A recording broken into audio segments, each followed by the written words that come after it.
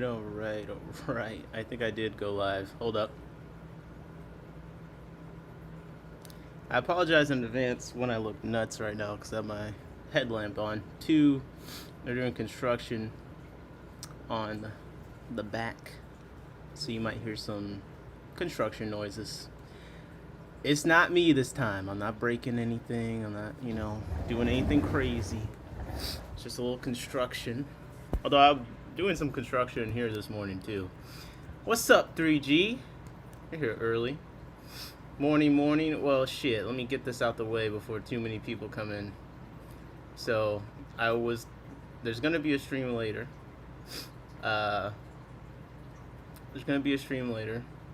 But I wanted to, I got a message from our mod in chief talking about,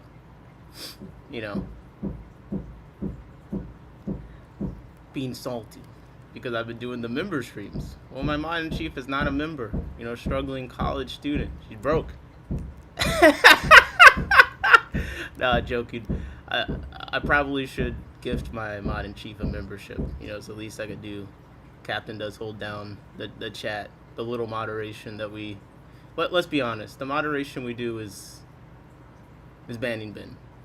That's about it. You ask for a free fish tank around here, then we're probably banning you. All right. So look, if you're here, you got here early, you got the notification. You're probably one of the real ones. So I'm gonna send some gifted memberships. Right. I'm gonna send 5 right now. Okay. So let's see who in the chat is here to even get these. Do we have 5 people already? All right. 3G. Oh, Ross, let's go. Johnny, let's go. Fish flowers with horns. Who the hell is that? We didn't get Captain. All right. Another 5. Come on. Captain, you're in here. Okay, I saw Captain in here. All right. Send another 5. Let's see. Captain's got to be in here. All right. We got Redneck, Chris, Uncle Smiley, Chris Ladd. Eddie Fish will do. Who's in here? Yo, there aren't even 10 people in this chat, is there? How is this even possible? I should have checked. I mean, I'm only seeing that there's 6 people watching. This is actually crazy. Okay. I'm here by. Okay, Captain, I need you to type in the chat. I should have made sure you're here. I'm a gift the Captain said tits. Yo, what's up? What is up? Okay. Good morning. What's up, Johnny? What's up? Let me get some isopod emojis in the chat. All right, we did not get Captain. Captain, listen, I'm probably more broke than you, but shit. The whole point was to get you a damn membership. So, all right, 5 more. You don't need to be present to win. Stupid as hell. 5 more. Let me see. Come on, please. I sent 5. Wait. It said I sent 5. All right, Peplin Creek, Bougie, Cinnamon Girl, Moneyless Maven. Oh my, Jesus Christ. So you get, okay. The captain is slacking. Captain said, okay, stop. It usually works out to know when you want to gain them. Okay, Captain, send me your Venmo. You have to get a membership. I'll Venmo you the $5. Yeah, SVC, I'm sure, but it wouldn't have been as much fun. And I like to gamble. I'm a gambling man. Wait, why am I using... I'm in the background of... Let me do a different background for the fish, though. Captain, send me your... We got to make sure this happens on stream, because you're in the title. So I can't even move on until we've completed this, realistically. Legally. Also, why did I give out 15 memberships when literally I was like, hey, I can do member-only streams now and just, talk all my shit on the members-only stream, and then I'm not you know, cloud chasing, right? Now I just gave away all these. Like, I had 2 members before. I could say whatever the hell I wanted. I wasn't actually talking shit. I wasn't. But I could have. Now I can't. Captain's Critters, 5 stages of grief, rapture, take me. But I will be doing more membership stuff just because the people that are members that I didn't just gift, no offense to the ones that were gifted, the people that have been members been rocking with me for a long time. So I'm trying to pay back, you know. Fishcapade said, well, I'll find out now. You don't gotta retract the message. See, the thing about my streams is the messages pop up on the screen. Okay? So if you retract your message, it's on record. There's nothing you could do. It's on record. It was spelled wrong, a typo. That's what is enough to get you to delete your messages. You just gotta spell. Come on, man. Your barrier for embarrassment's gotta be lower. It's gotta be higher than that. Come on. Come on. Okay. I just got a Venmo link. So I no longer have to. I can just send $5 to Captain directly. That makes a lot more sense. All right, give me a second. My thumbs aren't at full working capacity yet. Come on, wake up, man. I've been up for a little bit. I actually went to sleep at like 7 p.m. yesterday because I was not getting anything done. And I was like, I'm not getting anything done because I'm still operating on like 2% of my capacity. I need to sleep. So I'm going to try and go to sleep earlier today too. Honestly, I was going to do the other stream at like 6. I don't know what time works best for you guys. I was going to do my other stream at like 6. I don't know if I should do it later or earlier, but 3G said the only messages I delete are the ones that are misspelled. Otherwise, I mean it. You guys care about spelling things wrong that much? Really? Really? I got some isopods I need to catch that I'm supposed to send away. Accidentally, you know what? I'm not going to say that on stream. I was going to say, I sent some isopods to a place I didn't realize I was sending them to, and now I'm like, oh shit. Well, good luck, guys. No, I'm joking. They're going to make it just fine. But I was like, oh, I didn't think about that. Well, good thing I basically packed them the same way, no matter where they're going, if I have the materials. All right, let's go, Captain's Critter. Welcome to Friends of the Pod. Yes, can we get the a member emoji spams in there, please? Oh my gosh, I just want to see them. Look, now you guys don't have to worry about spelling things wrong or right. We have emojis that say yes, and we have emojis that say no. What other 2 words do you need, man? What else could you possibly have to say?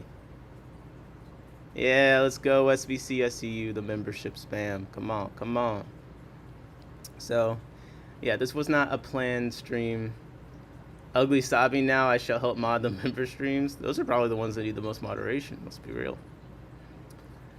Objective completed. Woo, proud. Look, we gifted 15 memberships to get there, but we got there.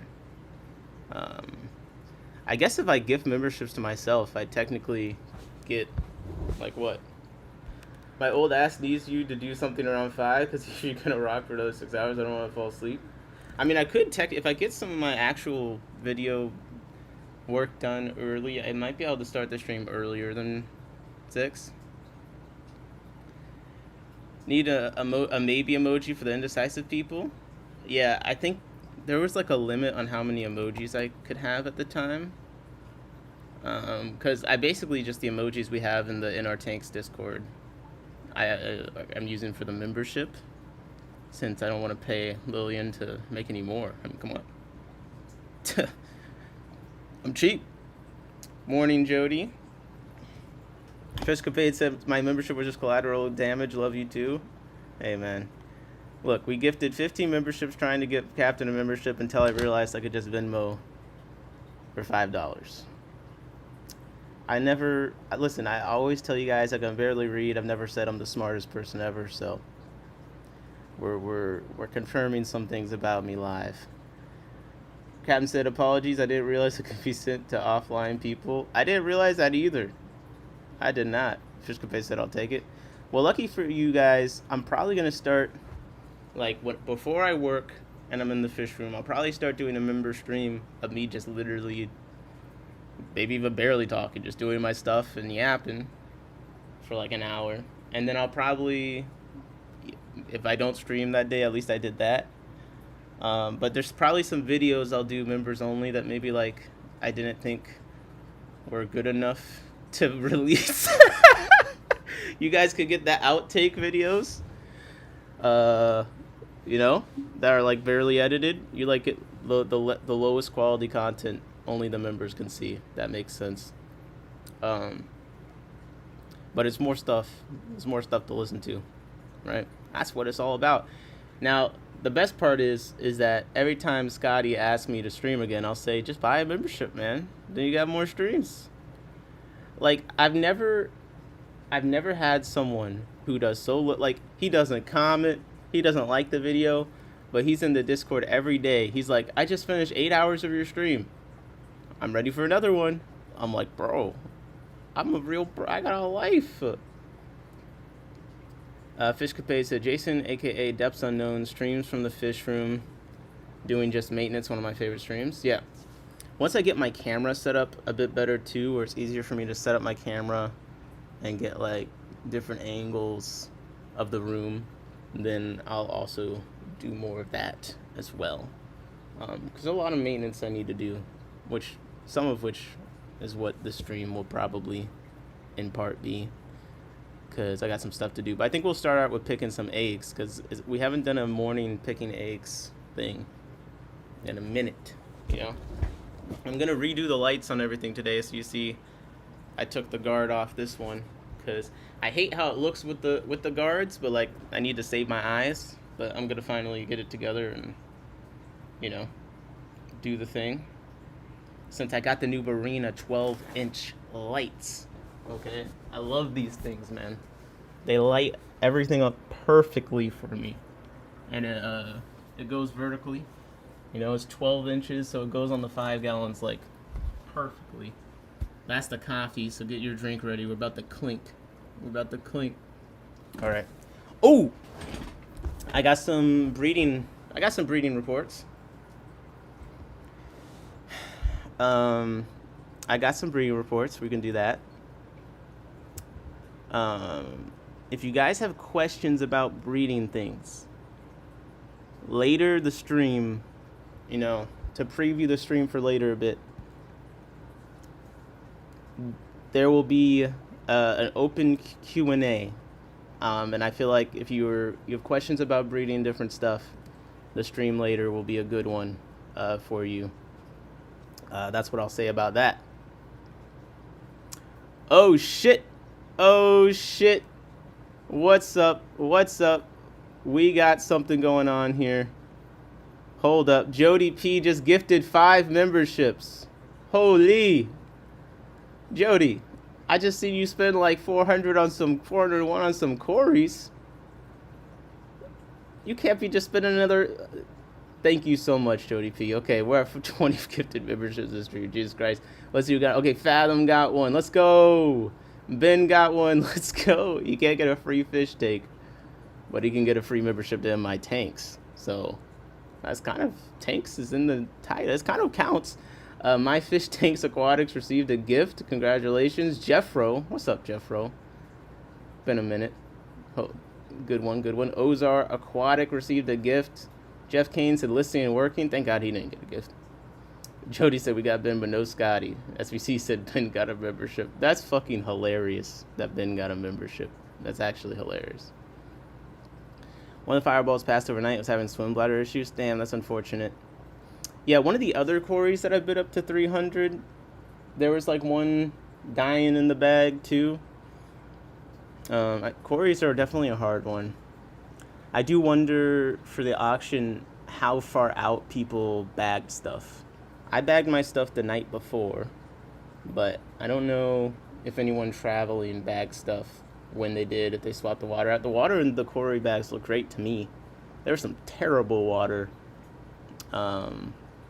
in some of them, some very yellow water. I had someone rebag the licorice gouramis because they were looking like they were going to die, and some of them were dead when I got back here. I see one right now, actually. I haven't seen the others. Captain said, in my tanks, make sure to switch to live chat, not top messages. Oh, yes. Thank you very much. And again, shout out to Jody P. Thank you for the gifted memberships. I'm going to actually make sure things like that pop up on the screen. Things like that should pop up on the screen when it happens. I forgot to set, like the chat does. So there's some things like that I want to add, you know. Also, I'm going to add text-to-speech donations, I think. I don't know how often those would actually get used, but I just find them to be hilarious. So we will do a text-to-speech at some point. Let me see. I need to make sure that we got our stuff together, and then we'll get into it. And one more time, thanks again, Jody P, Tropical Fish Co. Hey, if anyone has some online stores for me to look at, I'm also open to that right now, because I kind of feel like it. Speaking of Tropical Fish Co., but I can't actually go to their, their stock list yet, unfortunately. But sometime soon. Okay. Let me get my shit together. Add a theme. Browse themes. We're gonna make sure we have the events, the things that happen, pop up on the screen. Someone needs to make a fish themed alert widget thing, because all these they're too gamer focused. They're too gamer coded. You know what I mean? This one's a damn D&D dice pulling up. Who in the chat's played some D&D, though? I'm sure I've played D&D a few times. I always like being half dragon, wizard, sorcerer type of vibe. Gotta get the half golden dragon situation. Half human, half golden dragon. I just always felt like the feats, the stats were very nice. Cam's Critter said, I'm a DM. Of course you are. Hey, Jody C said Tropical Fish Co /password, where you can sign up for when we're open. Very nice. What's up, Jose? Said lurking at work. Yep. What's up, Keith? KGE. Appreciate you. Sitting in chemo. Oh my God. I'm so sorry. I wish that you got a gifted membership now. Well, Keith actually, I swear to God, Keith popped up in a member stream the other. Maybe I remember someone else. Keith was in the other night when I was talking about golden pearls and stuff. But yeah, shout out to you, Keith. I hope it goes as well as it can. Man, oh man. I'm just scrolling through these widgets. Okay, let me just select and install. And then I'm going to turn on the text-to-speech just in case that ever happens, because I do think that will be pretty hilarious. KJ said, thanks, Jody. Ah! What just happened? What is that? Okay. So, I was trying to install the widgets, and, it made this box. What? Yo, that is not exactly what I was... That's not exactly what I was thinking, for the alerts. That is not exactly what I was thinking. Wait, let's try this. Let's try this one. Hold up. Okay. Guys, I don't know how to use Streamlabs, is what I'm learning, like I thought I did. That is what I'm learning.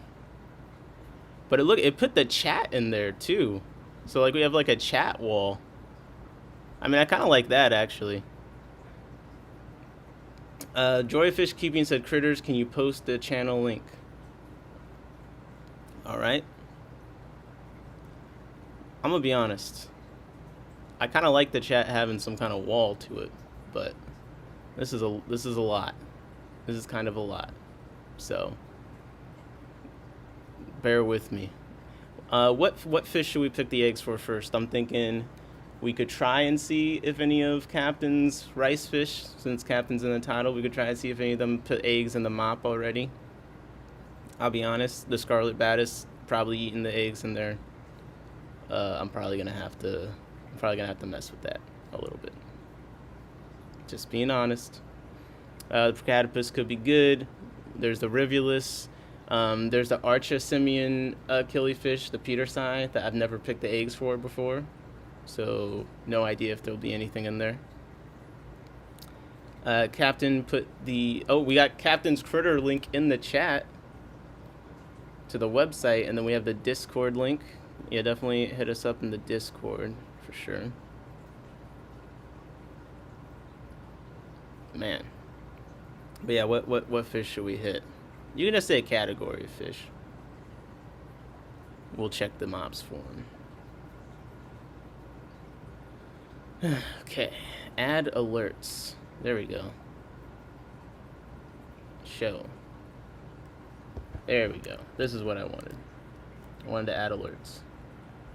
The chat box is cool, but probably we don't want a solid wall on the screen all the time. Probably not. So I'm trying to figure out how to fix that. King Nino, what's up, King Nino? Hey, speaking of gifted, the stream gifted King Nino to buy some fish to breed. How the fish doing? I know you got the Gardner Eye Fry. Did you get the Calico aquatic isopods? I forget if that was a thing. Speaking of which, Aquapods LLC, aka Conrad's Fish, is actually back. Conrad's Fish is back, and they have their isopods up again. Just so you know, it's been a minute. So, in my tanks, did you get a haircut? I cut my own hair right before the clash.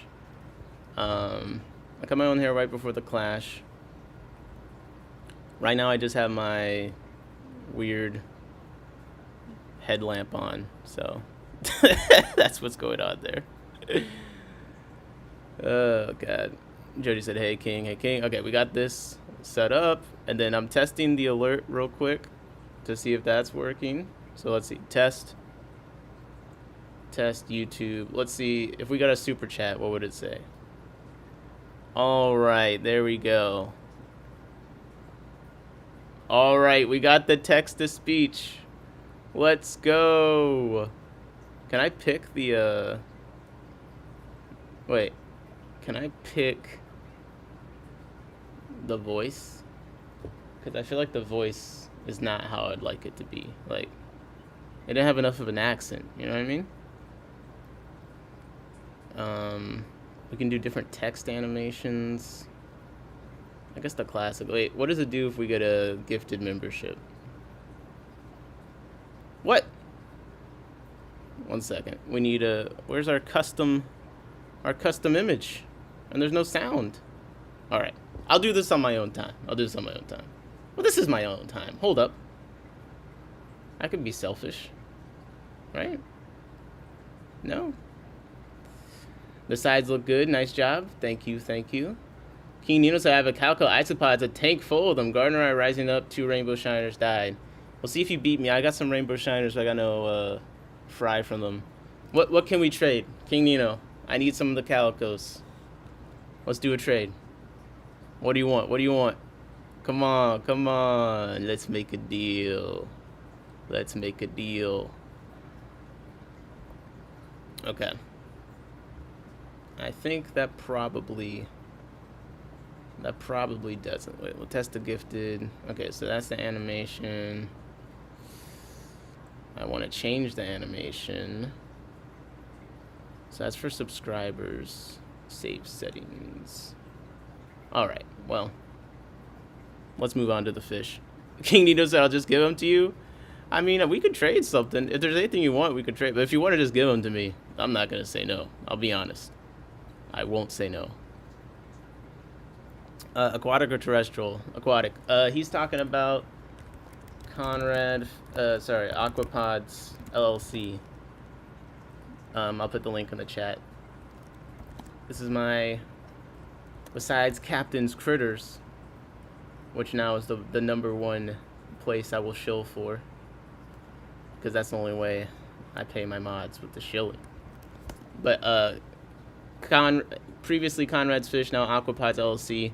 Their store's been offline for a bit, but they're back now, and they got the calico isopods up in there, and I'll pull those up on the screen for those that have not seen what they look like, because they are pretty cool looking. Conrad was the first one really to sell aquatic isopods, especially on Aquaswap. Definitely the first one to at least publicly have different color morphs.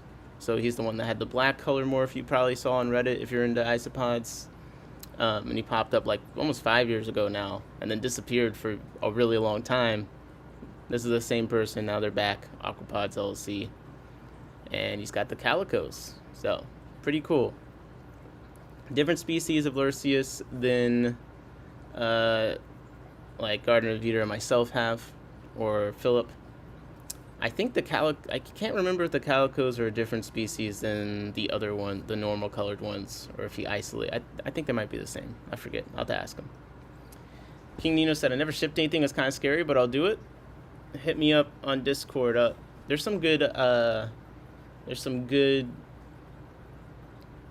tutorials. The first thing you'll need to do is get some poly bags, since you're not going to be shipping a lot. Just look up, you can even just look up fish shipping bags on like Amazon. Get some of the smaller ones, like the 4x12, I think is the one I like, 4x8, whatever. And see if you can tie a bag or rubber band it. Some people can just do that.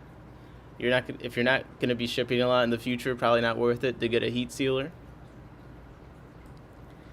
Captain's Critters said, from my experience, they have a higher O2 requirement / prefer highly oxygenated water. Yeah, that is true. That is true. I have found his isopods to be a little bit more sensitive, but I also didn't do the best job focusing on them at the time when I had them. So there's also that. All right. So let me just go back to this, and let's get into picking eggs. What's up, Maven? Maven said, hey, just woke up to a membership. Cool, thanks, rawr. Now we need a dinosaur emoji just for Maven. So, gotta do some fish chore stuff. So we'll get into that. Let's pick some eggs. That's what I say. And I say Procatopus. Let's do the Procatopus. Come on.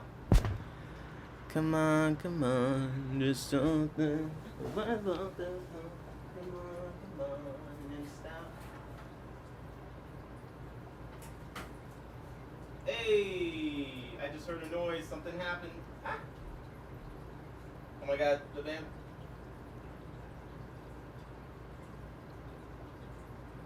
One second. The bamboo shrimp won't get off of the mop. Wait, what just happened? What did I miss? Hey, King Nino, welcome to the friend of the pods. King Nino with the membership. Thank you. Thank you, guys. Thank you very much. Very generous this morning. I guess the morning people got all the bread. No, I'm joking. No. Hey, listen, we got Captain the membership. Jody gifted 5 to King Nino with the membership. Thank you very much. King Nino said, Captain Critter, cheers. Cheers. But shipping, it's not that scary. No reason to be scared. The isopods especially are a good thing to start with shipping. Conrads are a bit more sensitive, but still gonna be way easier to ship safely than, fish.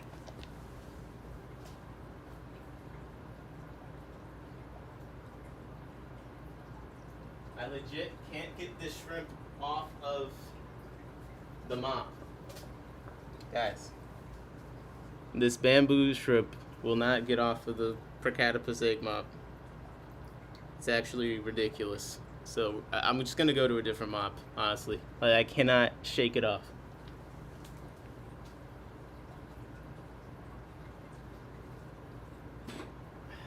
We're being sabotaged by a shrimp.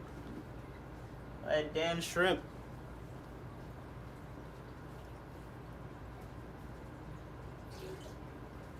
So I guess I'll do the P82s since I'm right here by them. Captain said the AM people have jobs. That's funny. That's funny. What am I doing here? No, I do actually have some work. I need to respond to an email right now. Actually, hold up. All right. Let me get the mop. P82s, Fundula Panchex Gardener Eye. Coming right up. I'm just pulling up this email so I can actually do my job after the stream. Alright, we got that. Hey, thanks for sending this over. I'll get to work on this. I'll get to work on these this afternoon and send some drafts over. Sincerely, Nicholas. Bam. There you go. That's how you get it done. All right. Get in the mop. I'm the mop. And I gotta rehang all my lights since I'm redoing them. I don't know if I'll do that on stream though. I need to clean the corners of my lids where food falls, because some of the lids down here smell terrible because the food's gotten trapped and then wet, like on the rim. It smells terrible. It smells absolutely terrible by here. I just got a Discord message. Oh my gosh. I got a link from Jeff Kane for us to look at. Okay. We'll do that after these eggs. I just squeezed the water out of the eggs way more aggressively than I usually do. Well, it's Wednesday already, so we're kind of halfway through the week. Hopefully everyone's having a good week. King Nero said, what eggs are you picking? These are the Fundula Panchex Gardener Eye P82 eggs. And I think after these, there's some fish that we've never picked eggs for on stream or off stream that I'd like to check. Now, they're in tanks where, and put your guesses for the eggs in here. Okay, this is the Fundula Panchex Gardener Eye. I do have one egg already, so there's at least one. So put your guesses for how many eggs you think we're going to get out of these guys. I need to try something else with the eggs. I don't know if something was eating where I was putting the eggs, where I was putting them to hatch, but for some reason I'm not getting any fry when out of the eggs. So I put some leaves in. I switched some stuff. I think it was a panda cory baby before that was eating them, but I don't know. Okay, we got to guess a 5. We got to guess a 7. Not the most optimistic, but understandable. We've had some bad days. But I will say this is the morning. Usually we pick at the end of the day when, in my opinion, a lot of fish, their eggs will be eaten by that point. Or at least a lot more of them will be eaten. Alright. I'll have you guys know though, I am at 13 eggs already. I'm at 13. And Captain just put 12 in the chat. I'm at 15 eggs.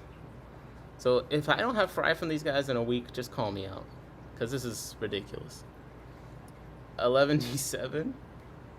What is that? 16 eggs? 17? 18. I do need more maps though. I'm sorry, more mops. 19. I'll trade people stuff for mops, right? I'm not even lying. I'm that lazy. 19.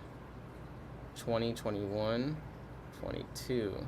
Especially if they're really nice mops. Like, I think it was Lake to Land Aquatics. Did I just say 22? I think I'm at 22. Cat, does it update your votes? 23, 24. Oh, 32. That would be nice. 23, 24. Fish get paid. You could only guess. I guess we allowed 2 votes because sometimes the number is very low. But when it turns out it's not going to be that low, you do gonna have to update your vote. 25, 26, 104. Yeah, I don't think we're in danger of reaching that. 27, 28. Let me just make sure you can see I'm actually picking eggs. 28. With the garden rye, the eggs are mostly at the top for me. 29. Like, I guess if I look below, yeah, towards the bottom, there's not really anything. It's all like in the tighter part at the top of the mop. 30.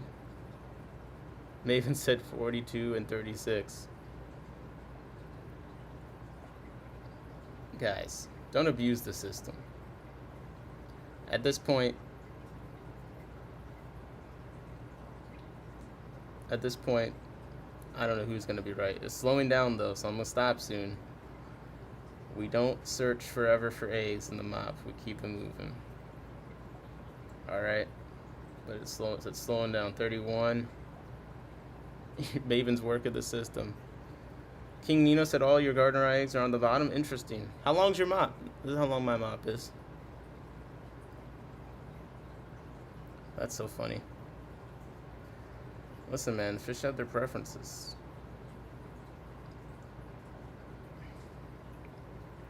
So it's funny though. It's like, yeah, it's a great example in real time. It's dangerous in the hive. You're like, yeah, the eggs are always, or this fish always does this, and there's always going to be someone that like comes in and like says the exact, well, I have this fish and they do the exact opposite. It's like, god damn it. No abuse. All right, 31. Anyone guess 31? I'm calling it. I'm calling it. And this conveniently is labeled P82 from another time. I don't have mops. I got Java moss. Okay, it's a little bit. Well, do you hang the Java moss? Or you're just saying you have Java moss on the bottom?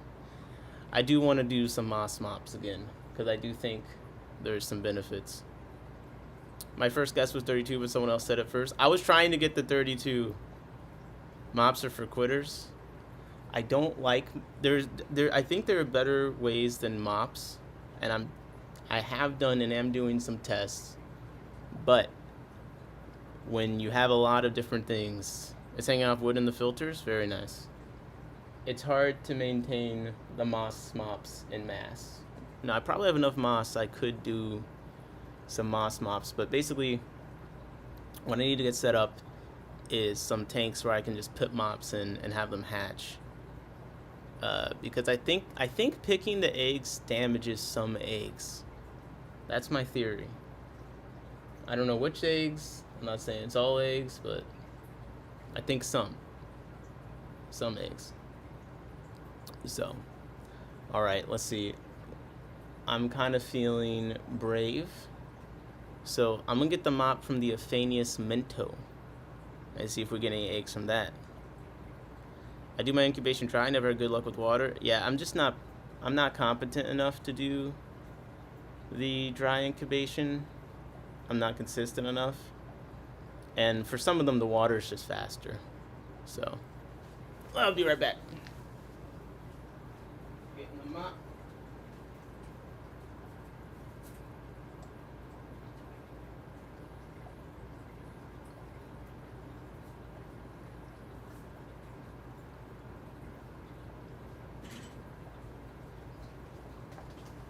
I'm getting the mop. Okay, So I haven't picked. Captain said some eggs, yes. Shirley said super easy, just need practice. Well, I'm gonna have to do it for the Nigroprinus, Australibus Nigroprinus. I think I heard Nigroprinus. I don't know. The way I say the word is a dangerous way to say it. I don't know how you're actually supposed to pronounce it. Fishkabe said I would definitely know. Not sure I've ever tried any of these egg burgling techniques. What have you tried? Egg burgling, that's funny. Oh wait, do we got drinks to clink? We about to clink. King Nino said, yeah, bro, I know. I'll put the name in the chat, and you guys try and phonetically tell me how I'm supposed to say it. But I kind of say Nigroprinus. Listen, it's a risky word to say depending on your heritage. Luckily, I'm solid. I'm solid in these internet streets, so we're good. Rice fish and most killie eggs are adorable. Yep, for sure. Maven said I'm jealous. I think it's NL like Nigroprinus. Maybe. I got them from, and we'll actually. Did Luis update? She probably updated her store recently. I don't know. But I got them from Elite Menagerie Habitats. And then she had 2 pairs. I got 1 pair. She saved 1 for me. I got lucky on that. And then you said yes, I think so. Okay. And yeah, I need to put them. There's 2 10-gallons I need to set up. I got from the Clash, and then there's the 50-gallon that we need to set up. Fish Cafe said, I've only inadvertently, accidentally pulled eggs that were on some floating plants. There you go. Captain said, wow, it's got 2 suspicious word possibilities. Yeah. Alright. So, we're picking eggs that maybe... I've never picked eggs off this mop before. It's kind of in a tank where... I don't know how likely it is that the eggs will be on there. But, this is the Aphanius Minto, and if you're not familiar with those, I guess I should put a picture of the fish whose eggs I'm picking on the screen. Would be good streaming, I think. Yeah, that'd probably be good streaming. So that's what I'm gonna do. Fish Capade said like a pro breeder. You know what, Fish Capades? I'll be honest. I just realized I don't know much about Fish Capades. I don't know what they'd be up to. That's the problem. Like, I need to get, like, people like Jody. They know everything about everyone's first name and stuff. When I went to the Clash, there's so many people that walked up to me, like, they had to tell me. They're like, hey, it's me. I'm like, okay, who is this? And then they say their username. I'm like, okay, good. I didn't know what they look like. All right, so this is what we're maybe picking eggs for. The Aphanius Minto. This is... They're from, I want to say the Middle East. And, like, there's a couple Aphanius, but this one, yeah, Near East from around the Dead Sea and Jordan Valley in Israel up through Lebanon and Syria. So, pretty cool location, honestly. I don't think I have any other fish from that region. So, let's see. I am Mel. Sear that into your braid. That actually probably worked. I'm also really bad with names, so I need all the help I can get. I was saying that the other night. I was like, I struggle with the username and real name thing because, like, I'm already bad with names. I'm not doing guesses. Well, you could guess if you want, but I don't think I'm going to find any eggs, I'll be honest. There isn't that much in the tank, but also I'm just not familiar with how they lay their eggs. And I feel like they're laying their eggs in the moss. And it's looking like I'm right, because I'm not seeing anything. So, there you go. 3 letters. Yeah. No eggs.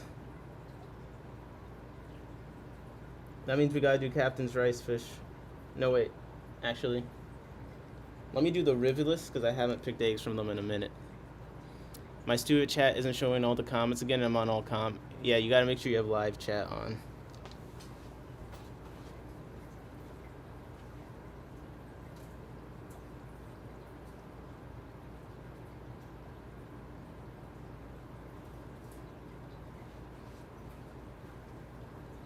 All right. Let's try a different one.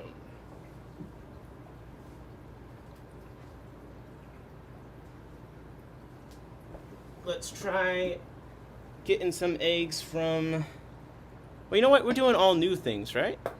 I'm mobile, live chat is all messages. Okay. So, there's a... You know the fire ring Danios? I'm trying to... The fire ring Danios, I have them in with a big mop. But there's also a pair of Scriptosimian in there. And I've never looked at that mop before. Now, there is a pair of wild betas I recently put in, so they could be eating the eggs. But, like, let's just check mops like that I haven't been checking just because I was not optimistic. Let's just do this. Do you think that we'll find eggs on this mop at all? Yes or no? And if you remember, come on, use those yes or no emojis. Let's go. Let's go, let's go. Let's go, let's go. What did I miss? Alright. I'm wringing out the water. I'm wringing out the water. People think we'll find eggs. I appreciate the optimism. That's the kind of energy we need around here. If that shrimp is off, we'll do the Procatopus next. Because I know we'll find some eggs, at least. I got these mops from Aaron, and I don't... Oh, there's a fish. God damn it, I forgot I put Scarlet Batis in there.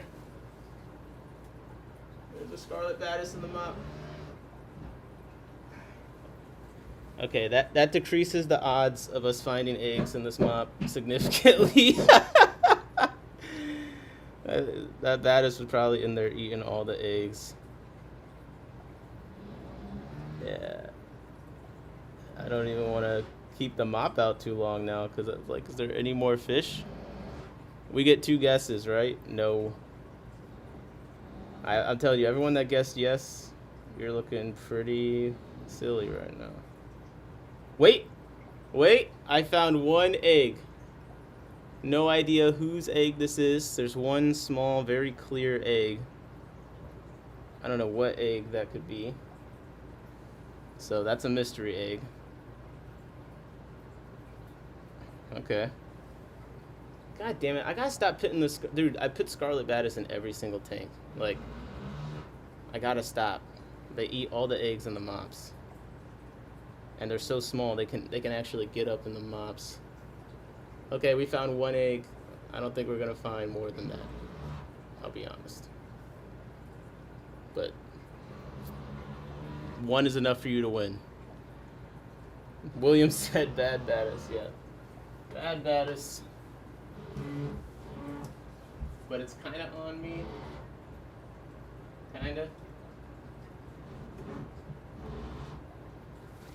Alright, let me see if I sold my Paraspawny and Scarlet Batis. I feel stupid. I mean, look, if you wanted to do something else, it's not stupid. I'm selling attempted pairs, but I hate it because I can never be 100% sure. And sure enough, one person I sold them to were like, I think I have 2 males. So I was like, I'll send you a female. He's like, just tell me when you have 2 more available. And I'm like, oh my God, the pressure to get this right. Because you can separate them off and it seems like a female forever. But I think I have a way I'm pretty confident in sexing them now. Or at least more confident. But it's always possible to make mistakes, so. I hate it. Is that shrimp still there?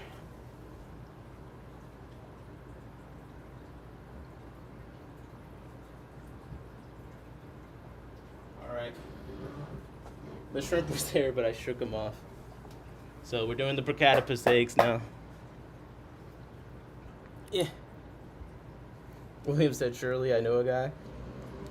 Yep. I got Batis. All right, this is the Procatopus mop. We're gonna get eggs.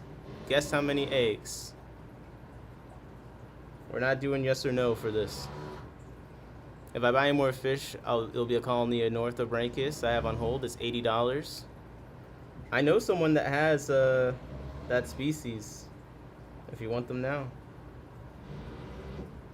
I don't think he charged $80, but I'll be sure to tell him to up his price. I think he's got a collection year for him. It's like the TZN O something. All right, we got a guess from King Nino, 9 eggs. I already got 2. Captain guessed 24. That's very optimistic. What was the bamboo shrimp wanting on this so badly? Was it eating the eggs? I will say this mop seems to do better than some of the other ones. Like they get the eggs super deep into this. I'm at 4 eggs. I'm at 5 eggs. For 8 fish, it'll be 3 males and 5 females. Oh, for 8. I thought you said pairs. Did I just do 5? 6. But Black Planet, he's been breeding those for a while. He keeps them. 5. So if you ever need a backup. 6. Come on. Come on. There's a few bad eggs that I'm running into. Okay. This is 6. And this one's pretty eyed up. That could hatch soon. I'm getting excited. We have a... You said no, a colony? Okay. Okay, calm down. My bad. My bad, OG. Oh, shit. I just straight up squished an egg, I think. God damn it. 7. Come on, 7. Yo, who in the chat is like caring about cursing and stuff? I'm just curious if there's anyone in my chat that's like, I hate when people curse all the time for no reason. I'm just curious if there's anyone like that. Because if there is, I'm fucking sorry, bro. I'm sorry.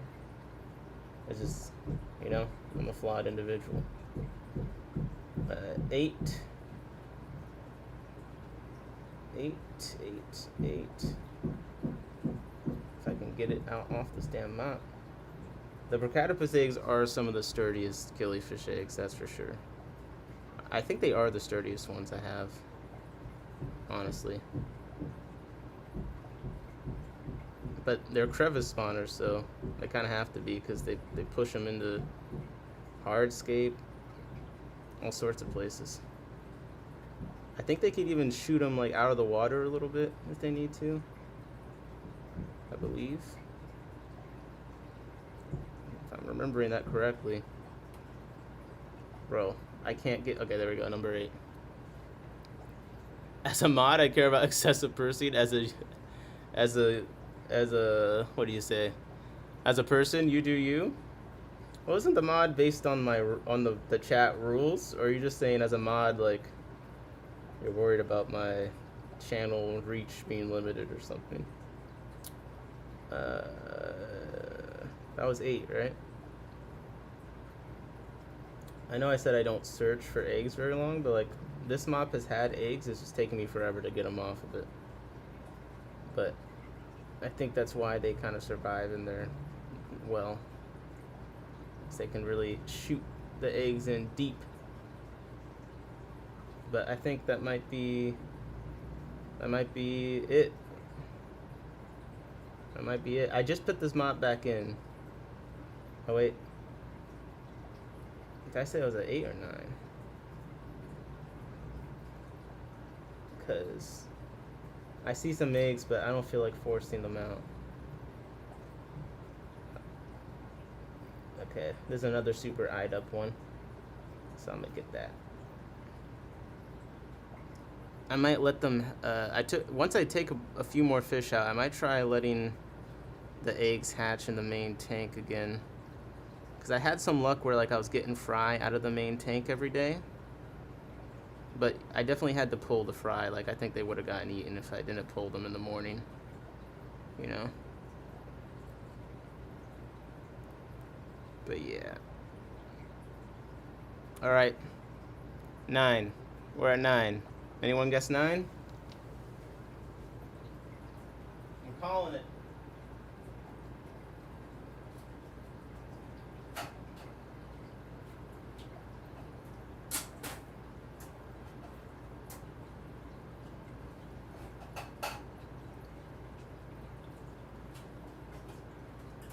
Calling it.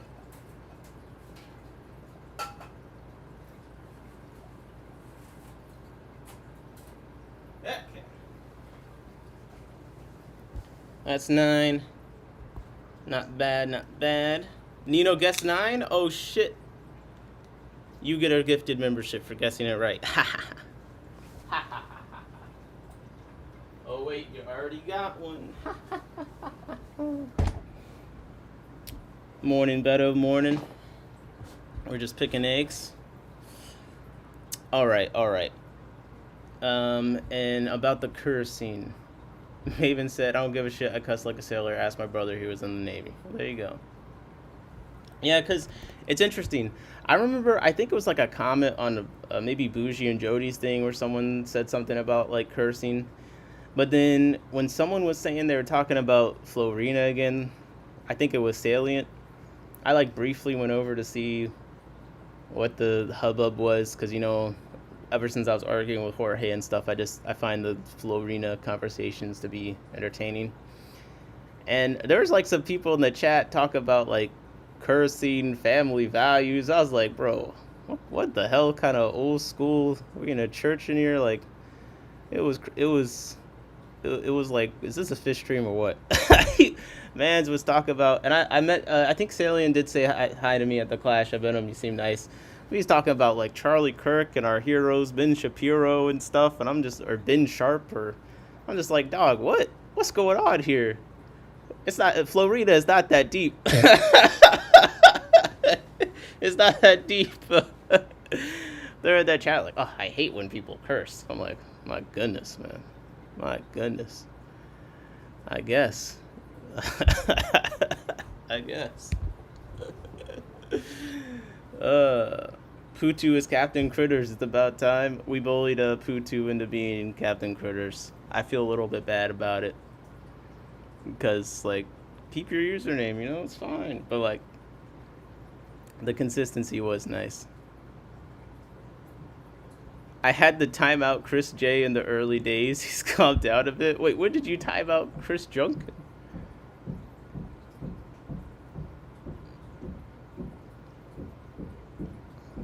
That's hilarious. Pond Puppy said, I always feel like Ricky from Trailer Park Boys when he's in court and can't talk without swearing. That's funny. I didn't have live chat on, so because I refreshed the thing. SVC said, fuck cursing. Pond Puppy said, curse more, please. Okay. King Nino said, I don't care. Perfect. King Nino said, pick one more, so I'm correct. That's funny. Well, it worked out. It worked out. Timing out Chris J is hilarious, though. William said, like to see the Venn diagram when one's complaining about her and the one subscribe. They might not be subscribed. They might just be, you know, Googling the leaks. Captain Critter said, I installed Firefox for Captain Critter's YouTube modding so I can still use YouTube Premium on my main. There we go. And Chris said, I don't think Putu understands our relationship. I think Putu is keeping me safe from your abuse. I think that's what's happening. All right, let's pick the Riverless mop. Get your guesses in. Get your guesses in. I don't know why I walked that way, because the mop is over here. But yeah, I'm not seeing anything on there. Ugh.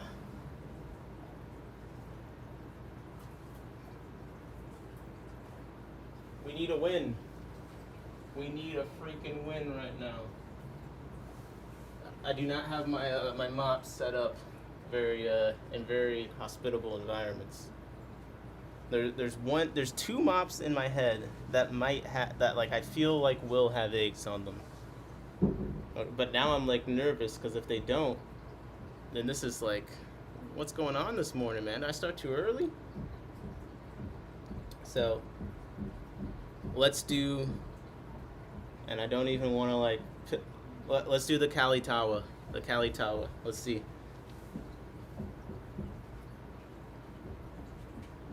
Let's see.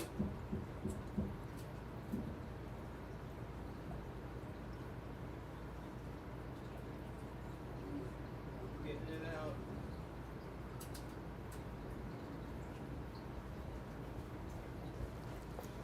Let's see. These eggs are pretty small, so that's one reason why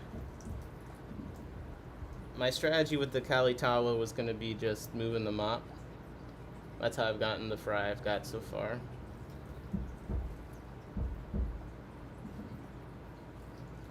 But I did kind of move the mop semi-recently. So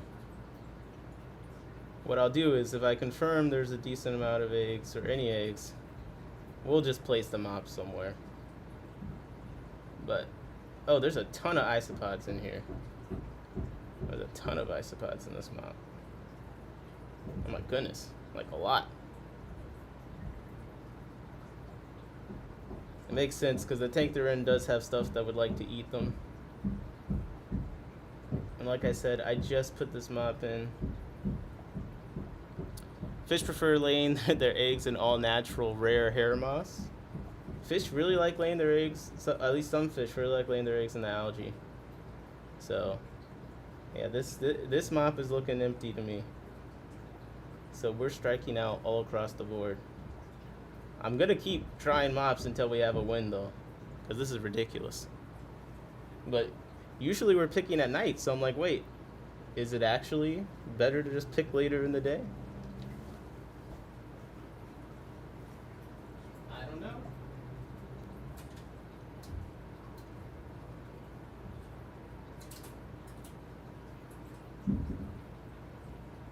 I don't know.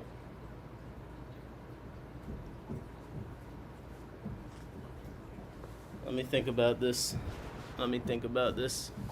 Jeff Kane did send me a site to check out, so I'm gonna do that real quick. I had like a little break. Aqua Finder. I don't know what Aqua Finder is, so that's why I was kind of curious, because I had not seen Aqua Finder previously. I see it's on the Aphanius Minto page. I'm like, I got so many tabs open. I'm like, where the hell is that? Okay, here we go. When did you last pick eggs? Well, the Kalitawa, I just put the mop in back in the other day. This is interesting. So you go, this is the front page. It's just, is this like a aggregate, like a get gills type of situation? We got 10 random guppy fry. VSO Aquatics. Lady Astrid snails. We got assassin snails. 10 guppies for sale. Aquarium salt. The snail person selling salt. Interesting. 24 karat gold guppies. Yeah, this seems like a get gills situation, right? 8-pack of CPDs, $80 by L Fish Tanks. Interesting. Red Onyx Neocaridina shrimp, $6. Got some Oscars coconut palm flower stock. What in the world? That's interesting. From Chimpkin and Beans. What in the world? Epistogramma cockatoides triple flame. Or triple red, my apologies. I added the flame. By Steve Cichlids. Has anyone used this site before? Odessa Barb, Sutton Road Aquatics. We got Wild Betta SP Jade pair. Wow, the Cara, Panda Cory, 6 for Panda Cory, not bad. Flagfish. Okay, we got some cockatoides. Super red. So it's got flame on all 4. That's actually looks pretty nice. Oh, that's a pretty nice picture from Sage Aquatics, if anyone knows them. 10 per fish for CPDs. Yeah, I mean, CPDs do cost around that much where I'm at. Like, I've seen them $8 to $9 a piece. So I could believe... I've seen them $9.99 before, so I could believe that. I could definitely believe that. Interesting. 10 Aphysemian Gabawins. That looks like an egg pack. And peat. Interesting. They got Gardnerite, P82s, Yellow Gardnerite, and peat. King Nino said, nah, that's too much. Okay, let's see. Buy CPDs. Okay, Aquahuna doesn't count because it's going to be lower than everyone's. Okay, Aqua Imports got them for 7. We got this eBay listing, 8 plus 2 for 60. I mean, 10 is a lot. I'm just saying that I could believe that they cost that much some places. Excuse me. And if I clicked on the listing, I don't know if that price included the shipping in it, you know. But yeah, I mean, I guess I'm not seeing anything that's 10. Let's Flip Aquatics got them for. Oh, they're sold out. Okay. Let's see, AB. Oh, this is in like Australia or something. So I don't know. Dan's Fish. What? They got the stock at 0. They got. I swear they just had like 1,000 in stock. They must be selling like hotcakes. Well, it says previous price on Dan's Fish was $10, so there you go. There's one place, but maybe not the best example. If it includes shipping, it's not as bad. Yeah. All right, and that we got the juvenile Epiplades Guyanensis. We got Spawning Mops, and then we got Aquafinder merch. So not too many listings so far, but looks like it might be a newer site or something. I got an Instagram. Yeah, 122 followers. Yeah, so this looks like a new like Get Gills attempt. Something to watch out for. Something to watch out for. You never know. You never know. All right. Let me see what we're getting into next. I need to get... What do I need to get? A mop. A mop that actually has eggs in it. Oh, man. Oh, man, this has been bad. This has been bad. I'm thinking. I don't even know what I want to try. I want to do the rice fish. Okay. Let's do the Archosimian. I've never looked at that. I gotta get some isopod merch. True. I got some designs. I just need to figure it out. There's some, maybe on Etsy. There's probably some. All right, we're gonna do the Archosimian. Archosimian. I forget even how to say it. Let's see, Archosimian Peter C. Like, AKA has a different name than the one that I have for it. They're calling it Nimba Pancheks, which I've not seen. Let me pull that up on the screen. Come on. Dun, dun. What dun, dun, dun. Come on. And stop.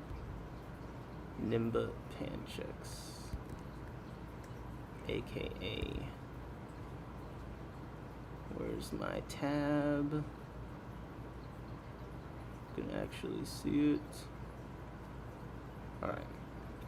There's the Australibus that we were looking at earlier. Now I want to go here. Yeah, I mean, this looks right. This looks about right for what they look like. but I've never picked the mop that's in there. They're in with a pair of the Avanacara Immaculata, but I haven't seen them messing with the mop too much. So like, I don't think that if anyone's eating eggs, it's not them. So go grab the mop and we'll see.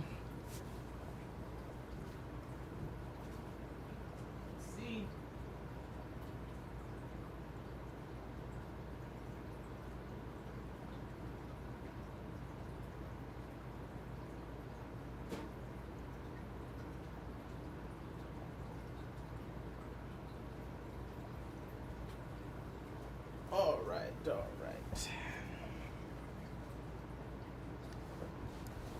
I don't know, man. I've never seen the eggs of these guys before, because I've never picked the mop that's in there. There's also another tank that does have plenty of moss and algae competing. I just always put the mop in there anyway, you know. But I have seen them over by the mop, so it's not impossible. But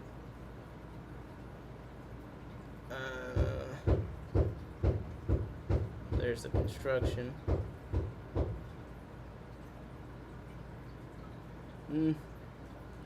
Yeah. We're gonna have to do the rice fish next. It's all misses. Ever since the Brachytopus, we got nothing. Oh man. I gotta get to freaking work soon. I want to do some, before I get off, I want to do some quick copepod research.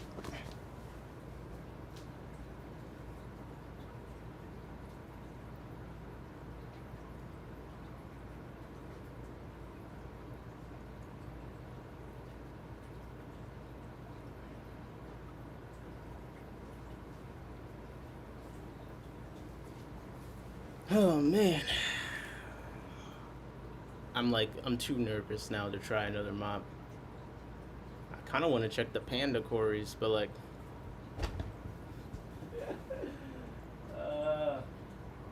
it's just been too rough. I'm demoralized. I'm totally demoralized. Let me check one of the rice fish mops. That'll be the last one.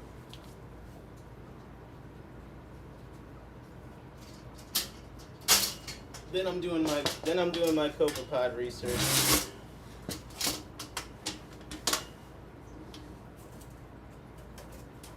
Because I'm trying to learn a bit more about like the different cyclops and all that kind of stuff.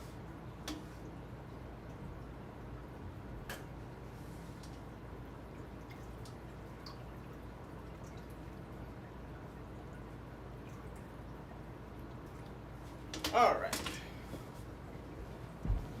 Last try. I think it's just too early in the morning for this, man.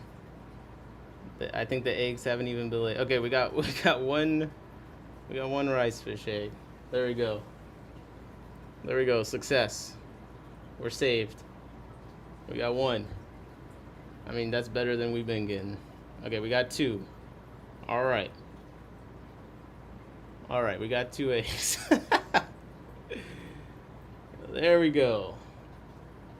Okay, I was worried it was going to be nothing. I don't think it's going to be much more than that, though. But it's not nothing. Okay, we got 3. Okay. I don't have that many rice fish in there. But I kind of thought the scarlet batis would eat all the eggs. I guess they've just missed some. They haven't gotten all of them. Okay, we got 4. We're doing 4 times as good as the last 3 mops.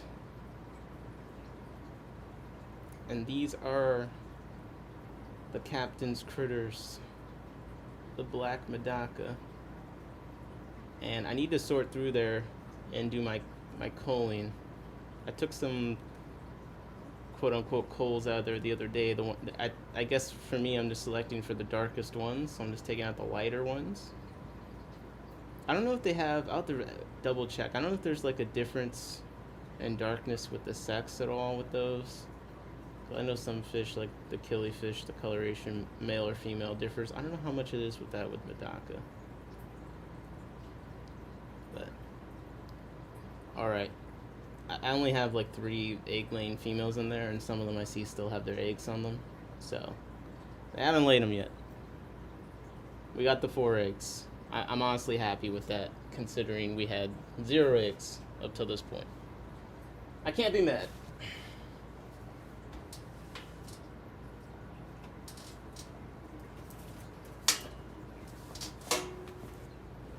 Beto said, for real, why the heck are you up so early? I swear you dropped a line on Discord at 4 a.m. I got a lot of stuff to do today, so I had to wake up early. Sometimes you gotta wake up early, man. I still, cause like if especially if I'm gonna do a morning stream, that means I gotta get stuff done before the stream. So I gotta wake up before the stream, and I got work to do throughout today. So get work done before the stream, get work done after the stream.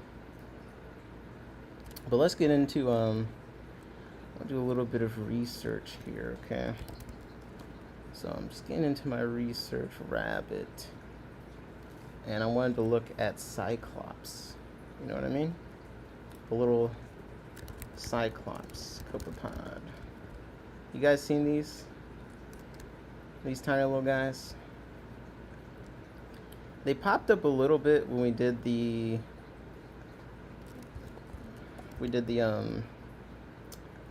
protozoa predators situation.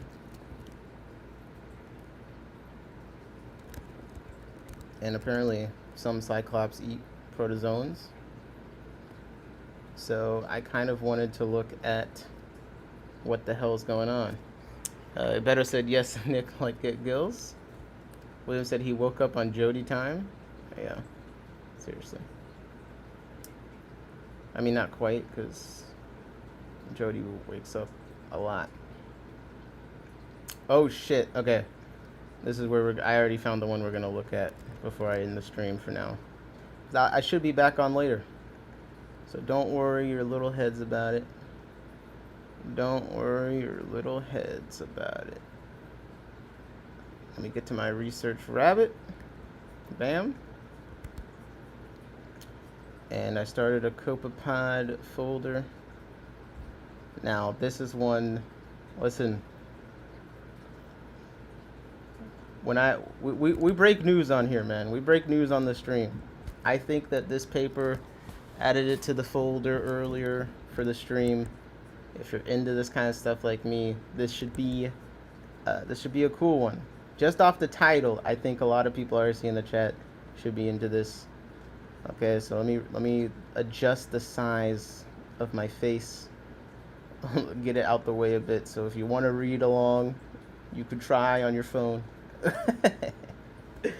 But the title for this: Optimizing Culture Protocols for Cyclops SB. Innovations in Density, Feed Composition, and Dietary Strategies for Freshwater Aquaculture. I say our stream is at the top of the forefront for live food culturing. Okay, we've had Brandon on here. We've had all sorts of people on here. I'm doing the isopods as a live food. I've been feeding the seed shrimp and all sorts of stuff. So when I saw a 2025 paper, this is published in August 2025, Dietary Strategies for Freshwater Aquaculture using Cyclops, a little copepod. Come on, man, this is right down our alley. So I'm not going to read it word for word, this paper, because that would be painful for everyone, but we're going to scan through here. So in the abstract, I see developing optimized feeding strategies for copepods is essential in contemporary aquaculture as they serve as a highly nutritious live feed for numerous aquatic organisms. So they did 3 experiments to enhance the reproductive success in order to sustain sustainable aquaculture. So they tried to look at the effect of different stocking densities, okay? We got CD 250, CD 500, CD 1000, 3000, and 6000. And on the final growth, where CD 1000 supported the most favorable growth compared to CD 6500. All right. So they're looking at densities. The second experiment, they looked at the response of the population to the varying concentrations of chlorococum sp. Let's look up what that is. I'm assuming, yep, it's an algae, green algae. So I guess this is like green water probably or something. All right. So the highest density was observed at AC5 in parentheses at 7 times 10. All right. 10 with a little 5 above it. Okay, so we'll have to read to actually know what that means. But okay, so they tested the stocking densities of the cyclops themselves. Then they tested the concentrations of the algae. And then the third experiment, they looked at the different dietary regimes. So they tried the algae, and they tried the algae plus yeast. Then they tried only yeast. And they also tried another algae, Saccharomyces cerevisiae. Okay, brewer's yeast. So that commercial yeast, and that's they were just saying what yeast they used. All right, so they used brewer's yeast. So they tested just algae, algae plus yeast, and then only yeast. They said the significantly highest copepod density was achieved with the supplementation of the algae plus yeast diet than the others. Oh shit. So I should be feeding my Daphnia maybe. I have a colony of them in 5 gallons I got from outdoor mosquito dunk tub. Yeah. I've been getting some cyclops in some tanks. I usually just get seed shrimp. But the cyclops have been popping up in some tanks. But it'd be interesting, like the Daphnia, I haven't fed yeast much, but like I wonder if it's the same here where like I think that Captain feeds her Daphnia yeast and also green water. And here they're saying apparently the yeast plus algae had the most. All right. So we'll skim through and just I'm paraphrasing anything I'm reading just for the benefit of not reading 1,000 words. But basically, in the intro, they say keeping up with global food demand for aquaculture needs to be expanded. And to do that, they need to effectively raise fish babies, which needs a lot of zooplankton and other things in the water column. All right.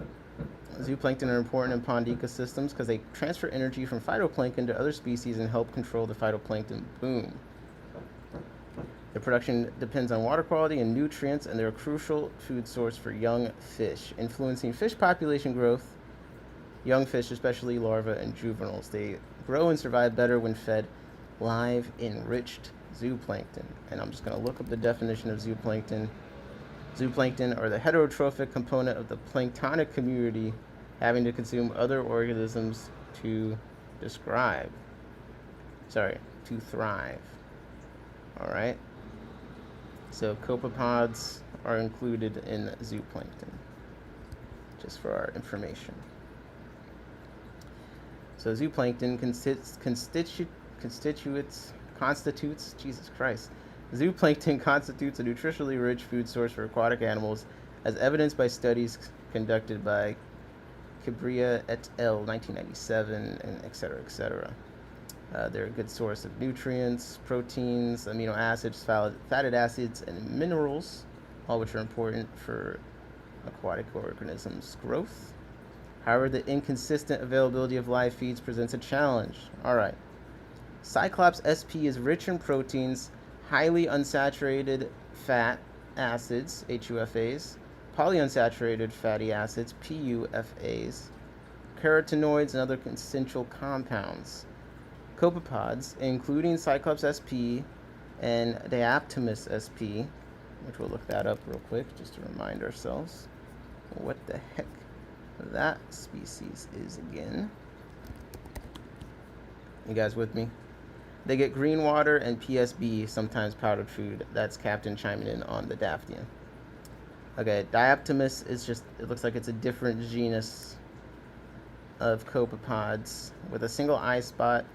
And apparently it's superficially similar in size and appearance to Cyclops. So it's different than Cyclops, but it's kind of a similar looking thing. Guys, I'm telling you, we're breaking the live food culturing. Like, we're ahead of the game on here. This is fresh off the presses. Near the end of the stream, so we're the only ones gonna know. I don't got a clip page up yet. Maybe this is the one that's gonna make me make a clip page. But look, apparently, copepods, including Cyclops SP and Dioptimus SP, provide a distinct nutritional advantage over Artemia and other commonly used live feeds like rotifers. And they cite 4 different papers here on that. So that's news to me. They offer because I've been looking at the fairy shrimp. I knew that they were better than Artemia just off them being like freshwater, so they'd be better for my freshwater fish. But I have not heard that Cyclops and this other one actually has advantages over brine shrimp, which has been like the number one can't be beat in live food. Don't even bother culturing these other things. Hopefully they tell us how we can actually culture them to compete and feed enough. But okay. They offer a well-balanced nutritional profile, enhancing digestibility, growth, and survival rates in fish larvae. And they do one citation there. Oh, let me link this paper in the chat. My bad. Bearbound Brenton said, what happened with Chris? Did I miss something? Okay, Chris did message me.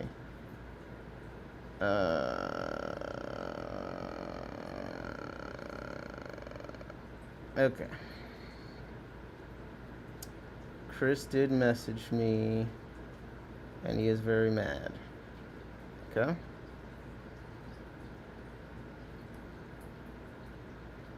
All right.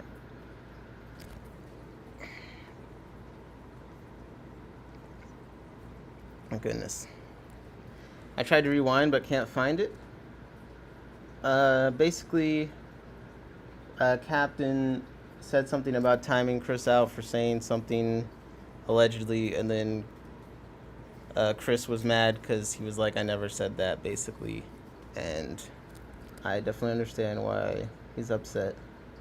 But I honestly am trying to figure out what to do about this situation, because I feel like it was a misunderstanding.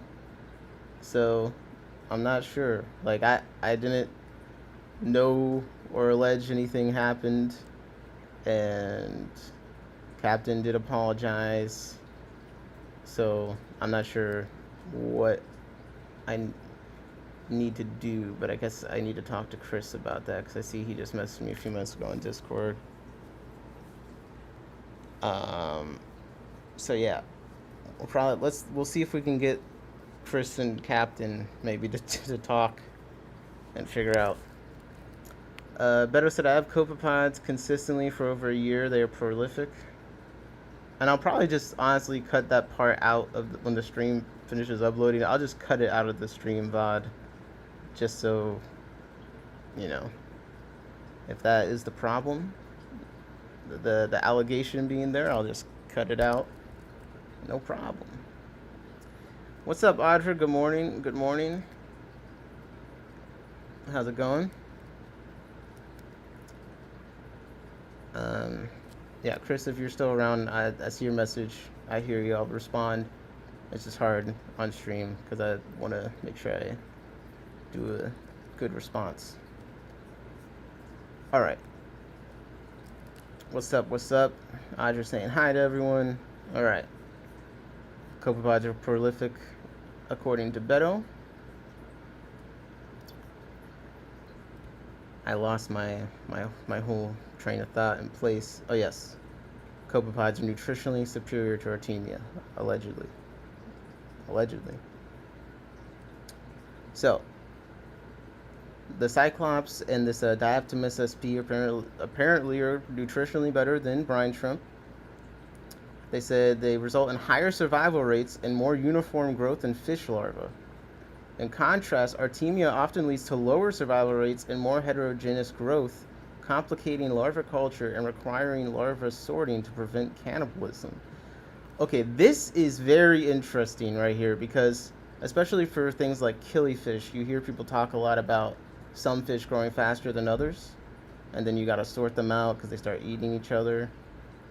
And then here they're saying, and they do sort this other paper, and let me put the link to the paper I'm reading right now in the chat one more time if anyone wants to read along or go sort through all these references. And please put in the Discord your findings, because I'll put this in the Discord research channel right now. But actually having more uniform growth would be very useful for a lot of fish. Like, not all of them I feel like that problem. Like the barbs have honestly all grown kind of a similar rate. That's like the fish I have the most of all at once that I've been raising up. But the killifish do seem to tend to vary in size. So that's something to be looked at. All right. As I was saying. Okay. As I was saying. Supposedly, copepods lead to better survival, more uniform growth, and they say although Artemia can be enriched with additional nutrients, copepods remain the optimal feed for both freshwater and marine fish larvae due to their superior digestibility and balanced nutritional composition. The application of enriched cyclops as a live starter feed has been shown to significantly enhance the aquaculture of Oreochromis niloticus, the tilapia, the Nile tilapia, by improving larval survival, growth rate, and weight gain, making it a promising option for tilapia hatcheries. Additionally, Paracyclops fimbriatus, this is a particular cyclops species, has demonstrated high palatability and digestibility for juvenile and small fish, suggesting its suitability as a nutritional feed. Okay, so they're listing a bunch of different species of cyclops. Okay, furthermore, the inclusion of Eucyclops cerulatus and Pterophyllum scalare, so angelfish, right? Yeah. Apparently, angelfish hatcheries have found that they've enhanced larval feeding efficiency, survival, and growth rates, demonstrating its potential in angelfish aquaculture. And this is cited in 2014, so this is news to me, but apparently it's not news to a lot of people. Everyone's saying hi to Audra. Brandon says, hey, Jody. So this is apparently not news to some people. So now I want to know how we culture this, because this is all sounding pretty solid. We're all talking about breeding stuff, so this is like relevant to a lot of us in here. They're also probably pretty easy to culture, just from my experience with them in the isopod tanks. Audra said, Nick has always tried to make sure we're educated. No, I'm selfish. I'm just trying to make sure I'm educated. You guys are here to help me because I can't read. So as soon as I find a word I don't know what it means, and the Google isn't working, someone smart in the chat's gonna be like, "Hey, let me tell you the facts." All right. Consequently, the development of effective freshwater copepod culture systems is important for advancing the success of larviculture and freshwater aquaculture. So, how do we do this? Well, apparently, successful mass production of copepods relies on developing a feed source that supports their optimal growth. Microalgae are popular for zooplankton rearing. Remember, zooplankton includes things like copepods in it. Okay. So they're looking for the suitable microalgae species. Among freshwater microalgae, Chlorocorum sb, a representative of the Chlorophyceae family, emerges as a promising option for supporting the nutrition of zooplankton.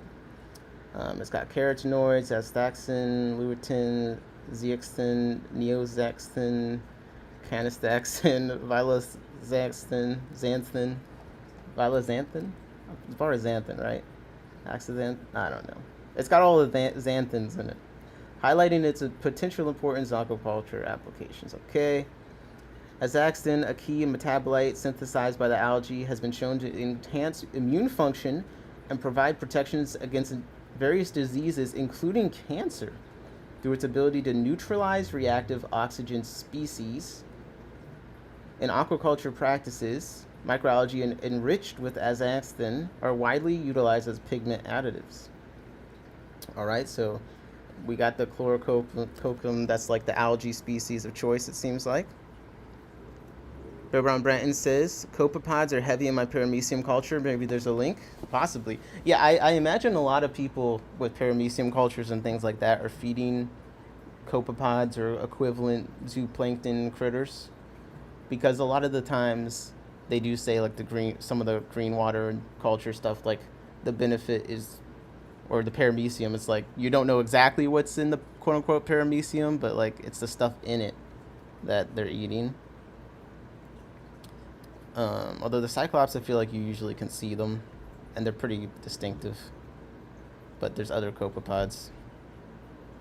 So the objective of this paper was to improve the culture potential of cyclops by evaluating the effects of stocking densities and their diets and seeing how that affects their growth and reproduction. So they wanted to figure out what is the best density of cyclops, what should we feed them, and what are the effects of those things. So we're into materials and methods. We made it through the introduction. I say that's pretty good. We're making good time. So first, a specimen of the copepods, which they just say Cyclops sp. So they've been listing all these species, but we're not getting a species. We're just getting Cyclops sp. Fine. Specimens of Cyclops sp was sourced from aquatic habitats adjacent to the Faculty of Fisheries, Bangladesh Agriculture University. So I guess look at what's around there. Here's a picture of the Cyclops. I believe that's like its eggs that it's got on the side there. All right. The observed specimens was less than 1.3 millimeters in length. Females were observed to carry paired egg sacs. So these are the egg sacs here. A lot of eggs, man. They had the two-section body plan of Cyclops with a broad oval front comprising the head and first 5 thoracic segments. Let me just look up thoracic segments real quick. Okay, so that's like the spine kind of situation, looks like. All right. Species level identification requires more detailed taxonomic keys and potentially molecular analysis. Jesus. Okay, I understand why they just said Cyclops sp now. It seems like a lot of work. It seems like quite a lot of work.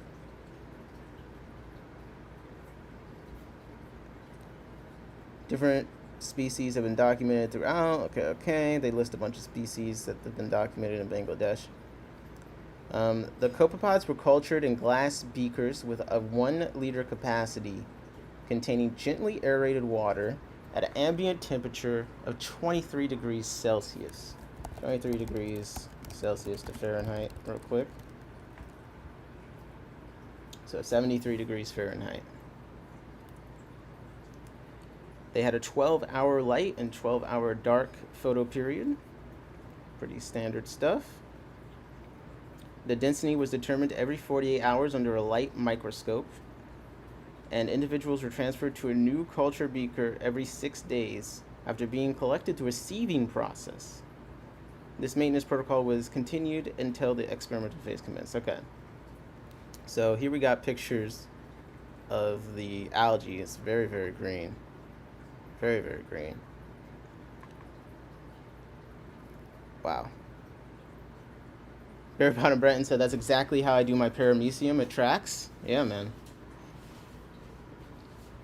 So for every experimental trial, chlorococum sp was propagated, and here we see it's very, very green.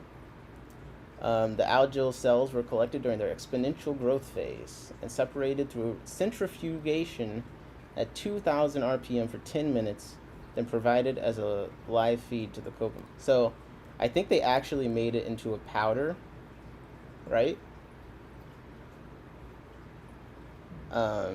Because you put it in the centrifuge, is my understanding.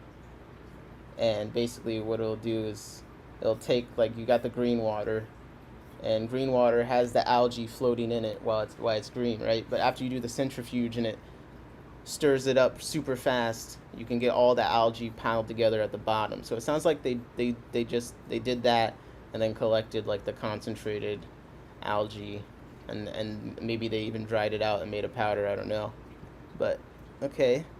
So go get a centrifuge. then provided as a live feed to the copepod cultures.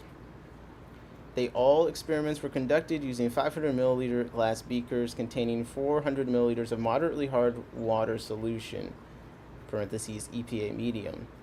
This was prepared by incorporating 9 milligrams of sodium bicarbonate, 60 milligrams of magnesium sulfate, 60 milligrams of calcium sulfate, and 4 milligrams of potassium chloride into 1 liter of deionized water.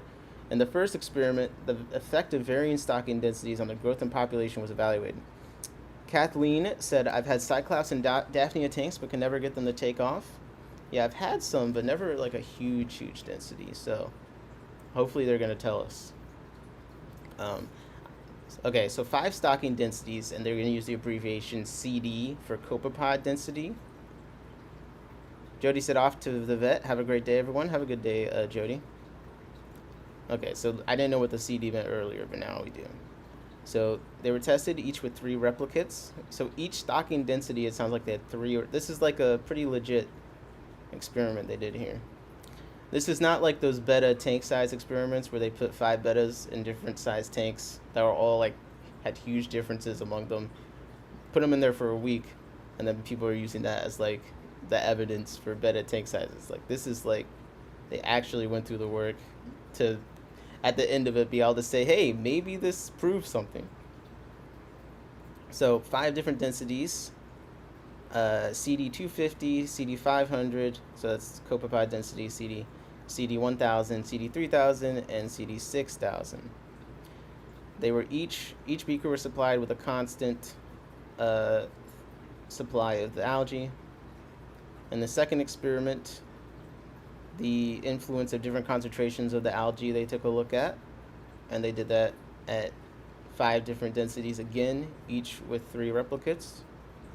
In the third experiment, they looked at the impact of different dietary treatments on the Cyclops growth, and they did 3 treatments there. One is algae plus yeast, I think, and then just algae, and then just yeast. And each of those had 3 replicates. They said each experiment was conducted under low light conditions by covering each beaker with a black cloth to minimize disturbance and facilitate its optimal copepod movement and feeding performance. The setups were maintained at 73 degrees Fahrenheit, 23 degrees Celsius, with a pH ranging from 7.5 to 8, and the experiment lasted for 10 days. So not the longest experiment ever either, but they got 5 replicates of each one, et cetera, and they do have a short life cycle, so let's see. So after inoculation, they monitored the densities daily. They were counting the population by utilizing an SR counting chamber, a commonly employed device with dimensions measuring 50 millimeters times 20 millimeters by 1 millimeter, and that provided a total volume of 1 millimeter. So to determine the copepod abundance, they took a 10 milliliter sample from the culture from every beaker, preserved it in a 4% buffered formaldehyde solution, and then examined the samples under a light microscope at 10x magnification, and then counted the number of copepods. Wow.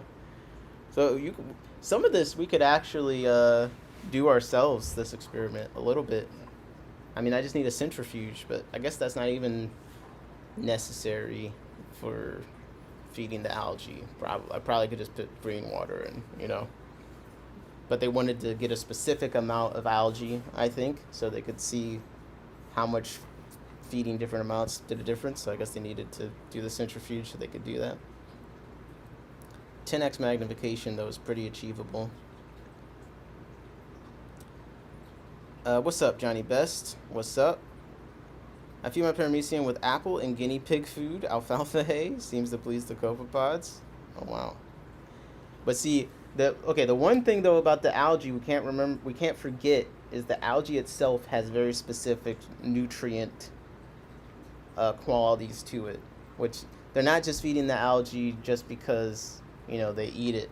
Like, I'm sure the alfalfa hay and all that works, and maybe it does have the same, but, like, I guess this particular algae has all the xanthins in it that I guess help with one of the diseases they said it helps with is, like, cancer, which is interesting. So, That's also a big part of it is the food is eaten by the copepods, so then the copepods are enriched and have those qualities to them in addition to the nutrition they already have. And that, I think those combinations make them better than Artemia even more, I guess. All right. So they looked at the density and they were calculated with this formula. I'm not going to even try and say the formula because my math is horrendous. The T signifies the total zooplankton count. Okay, so they did the zooplankton count times 1,000. And A denotes the area of the individual grid in square millimeters. N signifies the total number of grids examined. And 1,000 millimeters to 2 corresponds to total counting area. Okay, so let's go to the result here and see what's going on. And let me make sure I'm on live chat so I'm not missing anything, because I thought I saw something pop up. I'm like, I got the replay playing. I think I missed a chat earlier, so I'm gonna have to take a look at that. Okay. Here we go. All right, earlier Chris said, let's be honest, she called me racist in a YouTube stream. Okay, so I didn't have live chat on, so I missed that when Chris said it. And then Brenton said, okay, let's leave it alone. Okay, Chris, I definitely understand your reaction. I don't think that was what Captain was implying. I think she was just saying that, like, whatever she thought you said, she timed you out for. I definitely don't think you're racist. I didn't even know if you said whatever, or if she was just being too sensitive. So I definitely understand why you're upset. I'm going to give you a call after the stream and make sure we get that sorted out. Okay. So the influence of initial density on the growth of copepods. So they did 3 experiments with this. One was seeing the effect of the density of the copepods. Then I believe the other was how the food they fed them affected it. And what was the other experiment? Was it the density? Yeah, then it was the different concentrations of the algae that they were feeding them, how that affected it. Audra says, Fishman, I believe that is the channel name, uses hay in his cultures. Okay. Hay might be, we'll have to do some follow-up research and see if hay, that might be a thing.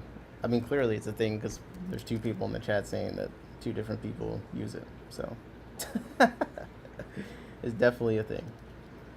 But let me see if the research thing that we can, like, look at an experiment for. Now, the funny thing, as I'm reading more research papers, I understand now why people say just because there isn't a research paper on it doesn't mean it's not true.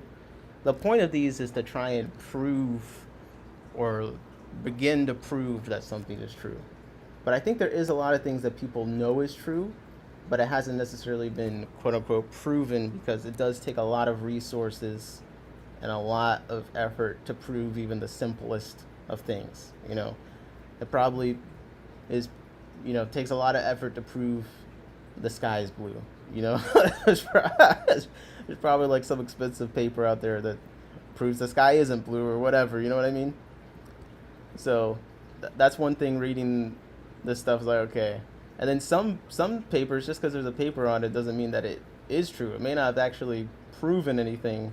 It may have just proven a correlation, which is different. Like, you got positive and negative correlations. So a positive correlation is like, okay, we notice when this number goes up, this other number also goes up. Now, that doesn't necessarily mean that one number going up is what's making the other number go up. There could be a different variable that is also going up, and that's what's making both of those other numbers go up. And the same way on things going down. So some stuff just proves correlations, and then that's a whole other thing, looking at dependent and independent variables and all sorts of stuff. So it takes a lot of effort to really prove anything. What's up, Jesse? Just one more fish. How's it going? How is it going? So we actually get some charts for the visual people. If you're just listening, I'll describe them. But we got some charts here. One chart, we got a graph. The vertical axis is 2,000 to 10,000, and that's the population density. And then the horizontal is the duration of the culture. So we have 5 lines, the CD 250 to CD 6000, and we see how as the population density goes up, the culture, and this is what they start with. So I guess each one they started with the different densities. So the one that started with 1,000 CD ended up having the most density at the end of the 10 days, around, like, let's say 5,000 CD. The one that started with 250 as the density ended up almost right back at 250 at the end of 2 days, but it had a peak in the middle. And the CD 1001 had a peak too. So it seems at 7 days, all the cultures had their highest point, it looks like, at 7 days, which is kind of interesting. That's, like, very specific. The 6000 CD one started it had a huge crash at day 3. It peaked for 2 days, so it went from 6,000 almost to 8,000, and crashed back down almost to 4,000. Then was stable for 3 more days, and then by the end of 10 days, it was the second highest, but CD 1000 ended up being the highest by quite a lot. So I don't know what this proves or shows. I'm sure they'll describe it, but I'm just describing the graph for anyone listening. But it's kind of interesting that all of them had their highest density at 7,000, besides 6,000, because it did peak 2 days in, but it did have another peak at 7 days. So I guess it just crashed faster since it was already so dense. But that's kind of interesting. So hopefully they explain the life cycle and why that is. And they have, I guess, the same things in different forms, different graphs here. That's the one I'm gonna describe though, because they have day 1 versus day 7. So here you can see that most of them ended up with more at the end by day 7. They ended up with way more than they started. Like CD 250 ended up with almost 4,000 at day 7. But CD 6000 ended up with less at day 7. And CD 3000 ended up with more at 4,000, but obviously compared to the others, which like 5x'd, that's not really as much of an increase. So starting off with a higher density seems to not necessarily pay off entirely. So it would be interesting if they did a longer experiment than 10 days, if you would see every 7 days a peak, and then a drop, and then a peak, and then a drop. And then how would that change if you were harvesting from it regularly and it never reached that maybe peak where it's going to crash, you know? That probably changes some things, right? All right. So there was no significant difference between CD 250, 500, and 500 and CD 1000 as far as the growth rate. The maximum population growth rate, day -1, was observed in CD 250, with CD 500 and CD 1000 ranking next. CD 3000 and CD 6000 showed significantly lower growth rates. Remember, CD stands for copepod density. So the highest copepod density treatment showed lower rates compared to CD 50 and CD 500 and CD 1000. For all comparisons, there was no significant variation between CD 3000 and 6000. These findings suggest that CD 1000 is likely the optimal stocking density for achieving a higher population density under the conditions tested. So they're just clarifying.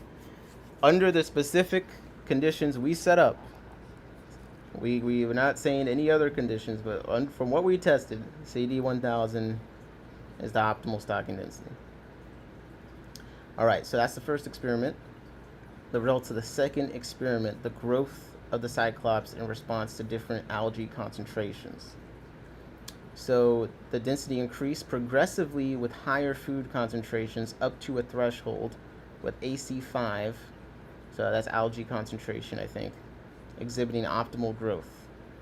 Further increasing the algae concentration beyond AC5 led to a decrease in Cyclops density. So there is a point where it's a negative. Peak population was observed in AC5 on day 7. Day 7 again. This peak, and I'm not reading some of the numbers just because honestly I'm not quick enough with the math. I'll probably confuse people more. So I'll put the link one more time again in the chat if you want to go look at it yourself and you actually understand what the densities are. But I'm just kind of simplifying it for my own benefit. Okay. All right, but the peak was observed in AC5 on day 7. This peak was significantly higher than all other densities. Okay. After the 7th day, population densities in all treatments began to decrease. So, with this experiment, even with the different algae concentrations, still after 7 days, they had that peak and then decrease. AC5 maintained the highest density on day 10, succeeded by AC7, AC3, AC1, and then AC9. The population growth rates were highest in treatment AC5, followed by AC7, AC3, and AC1, and AC9. And there was no significant difference in population growth rates among all the other treatments. So here's a graph, and again, it's like the other one, but this is population density against culture duration. And we see they all peak at day 7, then go down, but AC5 is higher than all the other ones the whole way through. All right. So far what we've learned so far is basically, yeah, it's better to start with less density of Cyclops, it seems, than more as far as the growth rate. And then it seems there is a Goldilocks zone, literally the middle treatment, AC5, because I have AC1, AC3, and then AC7, AC9 on the other side. So literally the middle treatment, the Goldilocks zone, AC5, that density of algae was the best for population growth and for having the most at the end of the 10 days. Because they're looking at two different things. It's like how fast the population grew, but then also what had the most at the end of the 10 days. Okay, then the third experiment was the influence of the dietary regimes on the population of the Cyclops. So, the maximum density was recorded in the algae plus yeast treatment. So a combination of the algae and brewer's yeast had the highest population density, the highest maximum. It reached a peak of 17,200 plus 500 individual on the 7th day. It was significantly higher than those achieved in just the algae and just the yeast. And the yeast was a lot lower than the other two. Yeast alone looks like it's half of algae alone. And then algae plus yeast is like 4,000 more. So here we see, yeah, the yeast, all of them still peak at 7 days, so it's interesting. There's definitely something there with the cycle. All these peak at 7 days, but the algae plus yeast clearly grows a lot faster and peaked a lot higher by about 4,000. It did end kind of close to the algae only at the end of 10 days, but definitely, yeah, faster population growth, bigger maximum, but it did end up pretty close to the algae at the end of 10 days. So maybe just a bigger boom, a bigger bust, basically. All right. So let's look at the discussion here. So they say the copepod density, kind of as we were figuring out, is an important factor for successful culture. Unlike rotifers, they have greater sensitivity to high densities. So this is important because production costs are linked to the achievable densities in copepod cultures. Calanoid copepods in particular are considered unsuitable for large-scale cultivation due to their poor survival at high-density stockings. I think calanoid copepods, they're not Cyclops. They're another one that's like similar. Actually, the Aquapods LLC guy, Connor, he was sharing me a photo of what we thought was might have been a calanoid once. So that's the only reason I recognized that. Okay. Generally, increasing density has negative consequences for survival, development, growth, reproduction, and egg hatching success. So it is important to get the right stocking density, they're saying. And CD 1000 did that. All right. The rapid decrease in density at lower densities, followed by slowdown at higher densities, suggests the optimal density for balancing growth and resource limitations. Okay.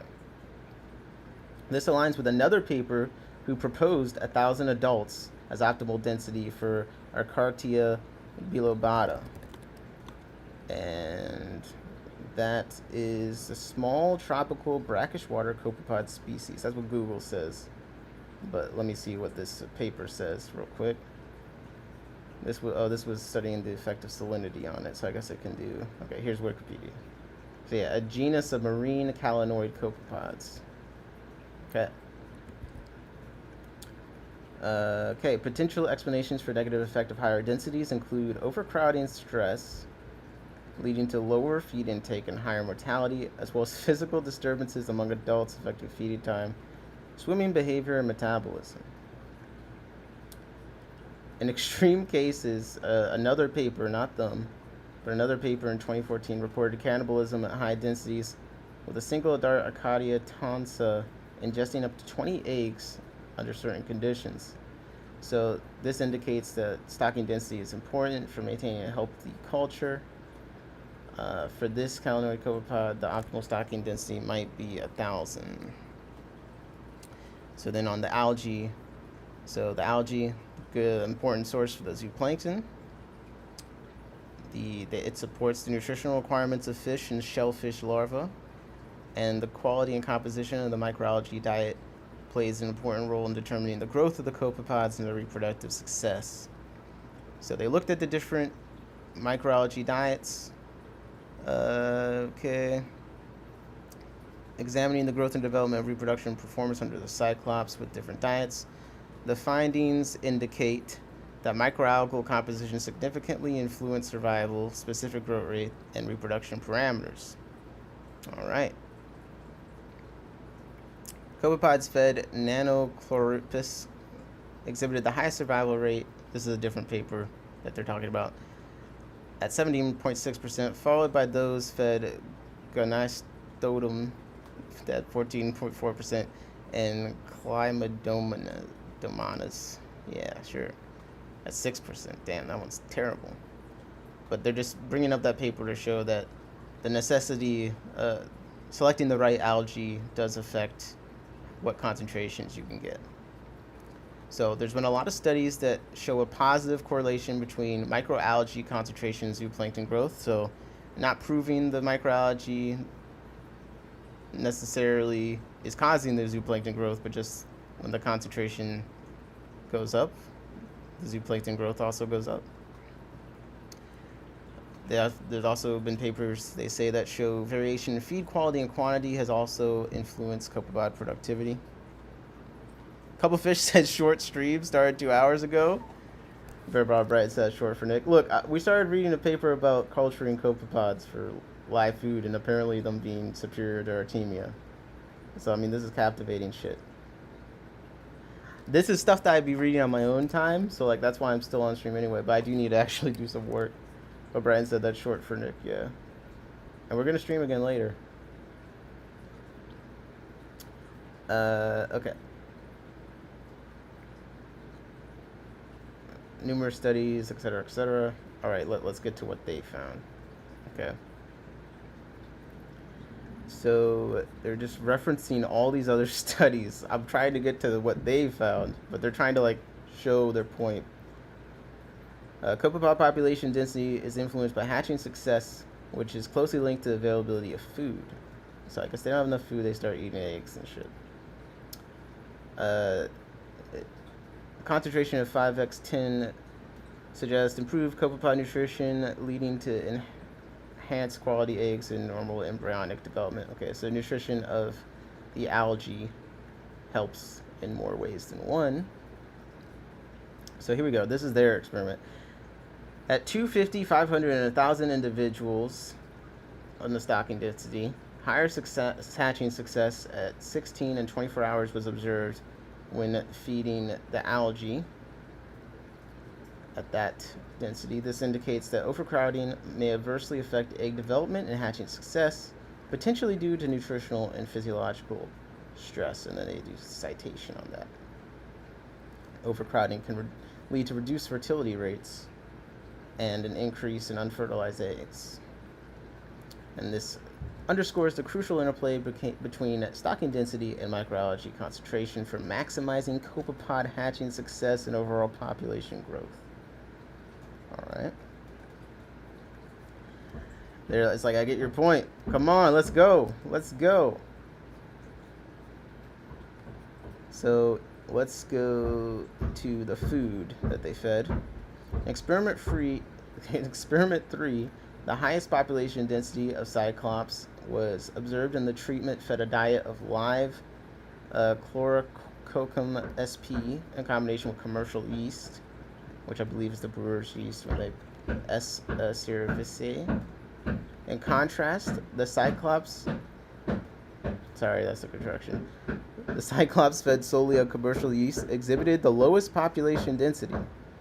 These results suggest that a combination of the algae and the yeast provides the utmost nutritional support for copepod growth. I need to go buy some brewer's yeast. It's kind of one of my takeaways here. Ooh, this finding is consistent with the work of Ridu,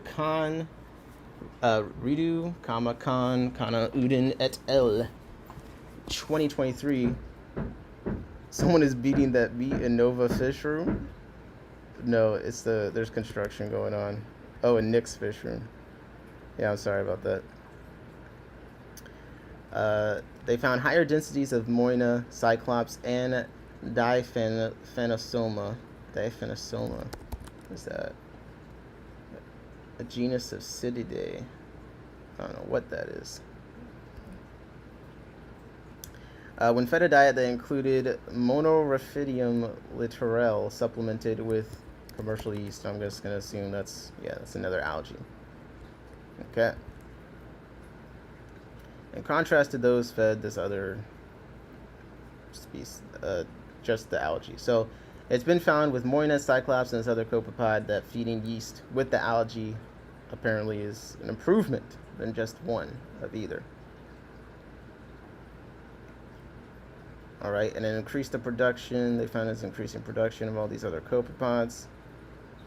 As seen in Artemia, copepods may not fully digest yeast cells, but yeast still has the potential as an indirect food source.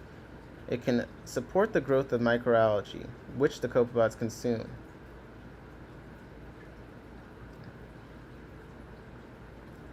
While baker's yeast serves as an algal substitute in live feed production, it lacks essential PUFAs such as DHA, EPA, and ARA, which are crucial for copepod growth.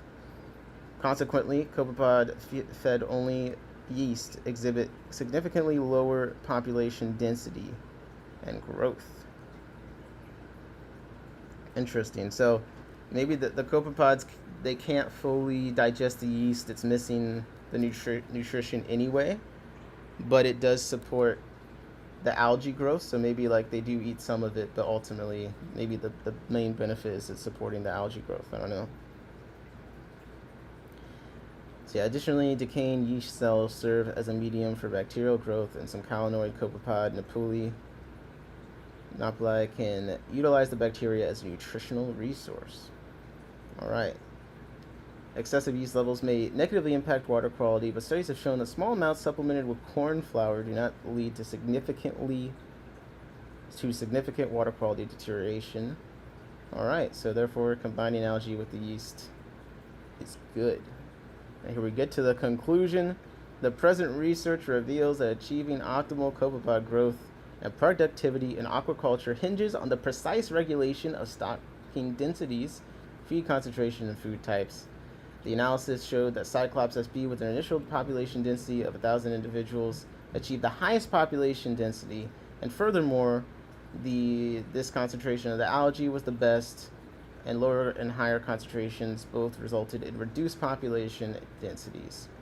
In terms of dietary regimes, a mix of live algae and commercial yeast supported the most substantial copepod growth compared to diets consisting only of the algae or yeast, and this highlights the significance of optimizing population density, dietary diversity to enhance the growth of zooplankton within aquaculture systems.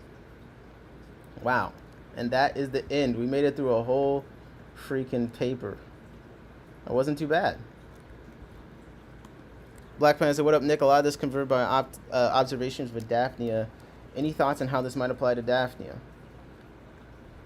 And Beto said, "I feed mine spirulina and different flower types." So actually, in this paper, they referenced a few other papers that study this kind of stuff on Moina and things like that, which also found that yeast plus the algae was good.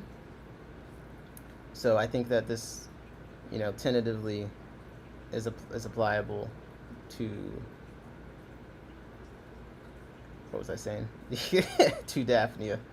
I think this could be similar to Daphnia.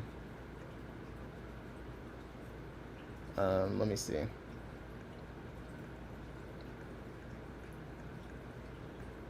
What's up? What's up, Aaron? How's it going? How is it going? Do these authors do anything else? Nah, that's on here. Brighton says, "What's up, Black Planet? How's it going?"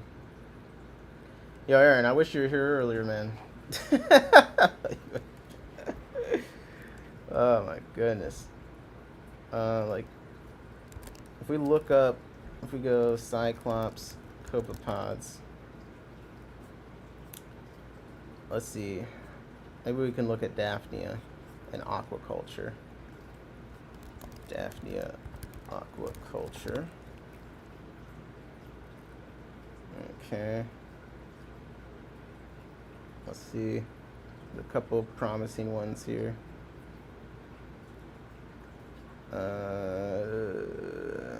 Let's see. Design and optimization of a recirculating aquaculture system for live feed production using Daphnia magna. We could do that. Brighton said, "I tried spirulina powder a few times, haven't had success." I think spirulina is harder to dial in because it does seem to affect water quality. Whereas this live algae, I guess, is, if you're feeding the live algae, it's alive, right? So it's probably not affecting the water quality that much compared to some of the spirulina powder. That's just my guess.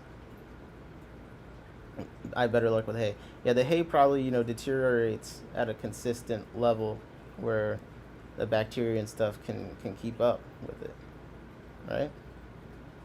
That's my hypothesis. Okay.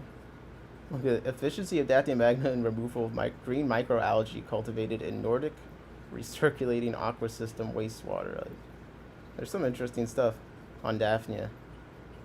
Toxic effects of methylene blue on growth, reproduction, and physiology of Daphnia magna. The people drinking the methylene blue, we need to look into some of this for them. And Brighton says he agrees with my hypothesis. Okay. Okay, here we go. Experience of growing Daphnia magna on basis of chlorella in small containers of standing water. That could be good. I'm looking for any that are similarly about the food. Dietary protein requirement of Daphnia magna for improvement, population, and nutritional value. That's kind of more on the line of what we're looking for. Enrichment of Daphnia magna and its effects on growth and survival performance of angelfish. Oh, here we go. I think this is the one we should look at. Effects of different feeds on reproduction, performance, nutritional components, and fatty acid compositions of the water fleet Daphnia magna. Oh, wait. 2025. Impact of microalgal-based diets on growth, proximate fatty acids, and amino acid profiles in Daphnia. Okay. Yeah, I'm telling you, effects of different dried chlorella pyronodosa preparations on fatty acid profiles. Yeah, the aquaculture research is constant. It's constant, and they're picking up, man. They're picking up. So there's a lot of good stuff on this kind of thing. When it comes to the live foods, let's look at the impact of microalgal-based diets on growth, proximate fatty acid, and amino profiles in Daphnia magna. That seems to be what we're looking for here. Improving our cultures. All right. I'm gonna really skim through this one because I do got to get some work done, but we're kind of on the tear here. Like I feel like we're onto something. Daphnia magna is one of the most diverse live prey in the freshwater ecosystem. It's important. It's an important cladoceran for aquaculture. Let's see what that. Okay, that just means a water flea. So, the water flea, Daphnia magna, is one of the most important water fleas for aquaculture. Ecology, physiology, nanotechnology, ecotoxicology, and evolutionary biology studies. Daphnia species can use organic nutrients in wastewater via microalgae and convert it into high biomass. Daphnia biomass can also be used as alternative fish feed ingredients in a different form, such as fresh, freeze-dried, or dried Daphnia meal, and micro-diets for several fish species, barramundi, carp, gray mullets, and karuma shrimp. So the production of marine fish cultures depends on the survival of fish larvae, and fingerlings and live prey are important. This is the part where they justify the study and why it's important that they look at this. So live prey are not only a direct feed, but also feed ingredients, replacing common protein sources and making things more sustainable. Both algal food quantity and quality have effects on the composition of herbivorous zooplankton like Daphnia. Daphnia can represent a promising level of crude protein up to 48% and lipid up to 9%. And has been reported this level can be elevated to 57.55% by using a dried microalgal diet. All right. SBC said, just fed Daphnia for the first time last night. I may have a new favorite live food, hoping I can keep the culture going. Do Daphnia and Moina, and maybe Cyclops now. Like those are. I love feeding them. I want a really high density. I need to get a good green water culture going, and maybe a damn centrifuge. Nutritional studies primarily focus on the use of macro and microalgae in water flea feeding. Recently, filamentous cyanobacterium, Arthrospira platensis, has been evaluated for daphnid culture. It did not support growth when used alone. However, combined with this other thing, it resulted in improved survival and growth. The result was attributed to low ratio of blah, blah, blah, blah. The effects of poor food quality and fatty acid metabolism on Daphnia magna has been extensively studied. Under poor food conditions, the Daphnia magna reallocates essential nutrients to reproductive tissues and eggs. Notably, some particular essential fatty acids, such as eicosapentaenoic acid, have been found 2 to 4-fold higher in Daphnia A's compared to somatic tissues. And this pattern was attributed to overall low EPA content in both eggs and somatic tissues, while other fatty acids such as A-leolinic acid and cholesterol were lower than EPA in Daphnia. On the other hand, Daphnia population growth has been linked to increased levels of certain fatty acids in their bodies, such as ALA, linoleic acid, arachidonic acid, EPA, all these different acids, man. DHA. Retroconversion of DHA to EPA has been reported in the Daphnia metabolism. I want to look up somatic tissues. What are those again? Okay. So in mammals, somatic cells make up all internal organs, skin, bones, blood, and connective tissues. We're just going to hope that's the same in copepods, because I'm not going to go too much further. I have Daphnia. I need Daphnia. I have plenty of green water cultures. Come on, man. Dietary amino acids play an important role in both sexual and asexual reproduction of Daphnia. Certain amino acids of microalgae can affect the reproduction of Aphyphia and neonates numbers. The feeding behavior of Daphnia is also affected by amino acids such as aspartate, cysteine, glutamate, and glutamine. Dietary changes in Daphnia feeding can result in nutrient deficiencies, which leads to change in the free amino acid. Jesse said, Brenton should have said something. And the free amino acid composition of body tissues. For instance, consumption of less food and low microalgal phosphorus can increase FAA contents, while in limitation can decrease the FAA of Daphnia. Therefore, the selection of diet types can play an important role in Daphnia culture. Okay. Jesse said, I'll send you some, Brian. SVC says, what's up, Brian? Okay, in nature, daphnids are non-selective filter feeders that consume suspended particles that differ in size and nutritional value. This non-selective feeding behavior may lead to nutritional deficiencies in herbivorous zooplankton. They just eat anything.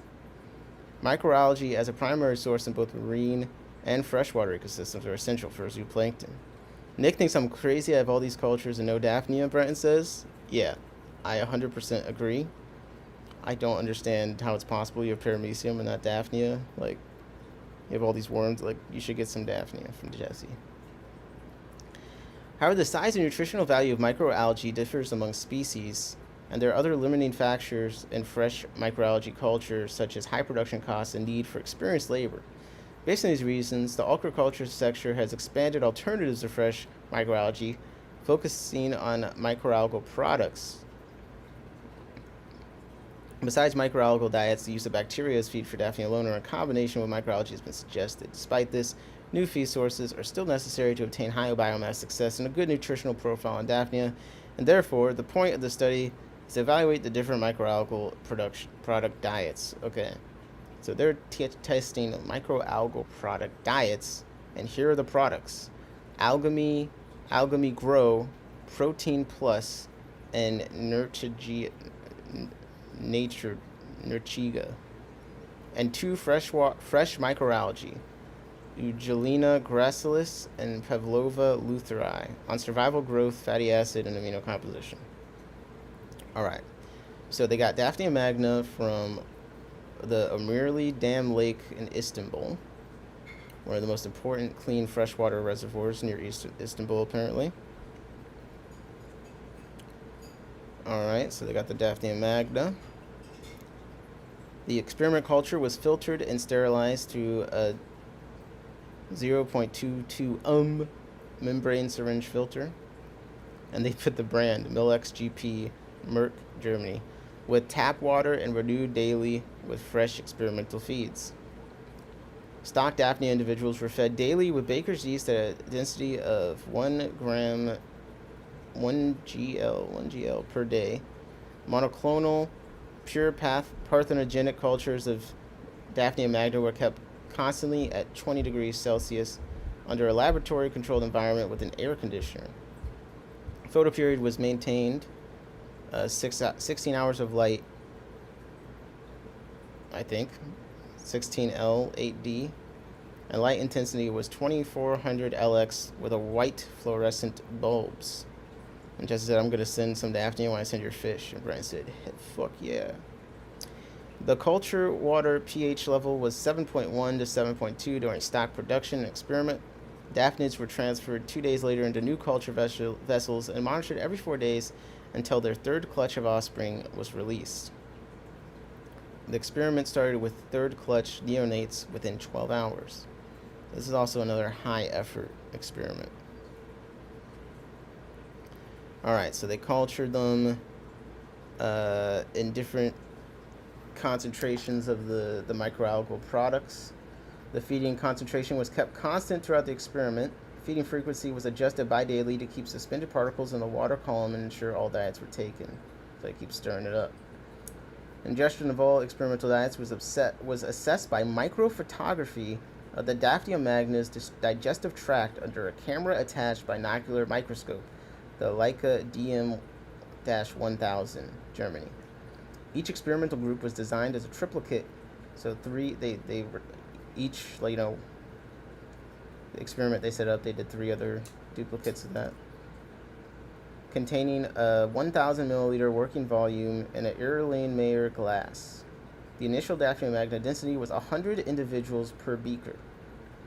Microalgal experiment groups were renewed with freshly filtered tap water and transferred into new culture vessels daily to maintain the desired daily feed intake in Daphnia.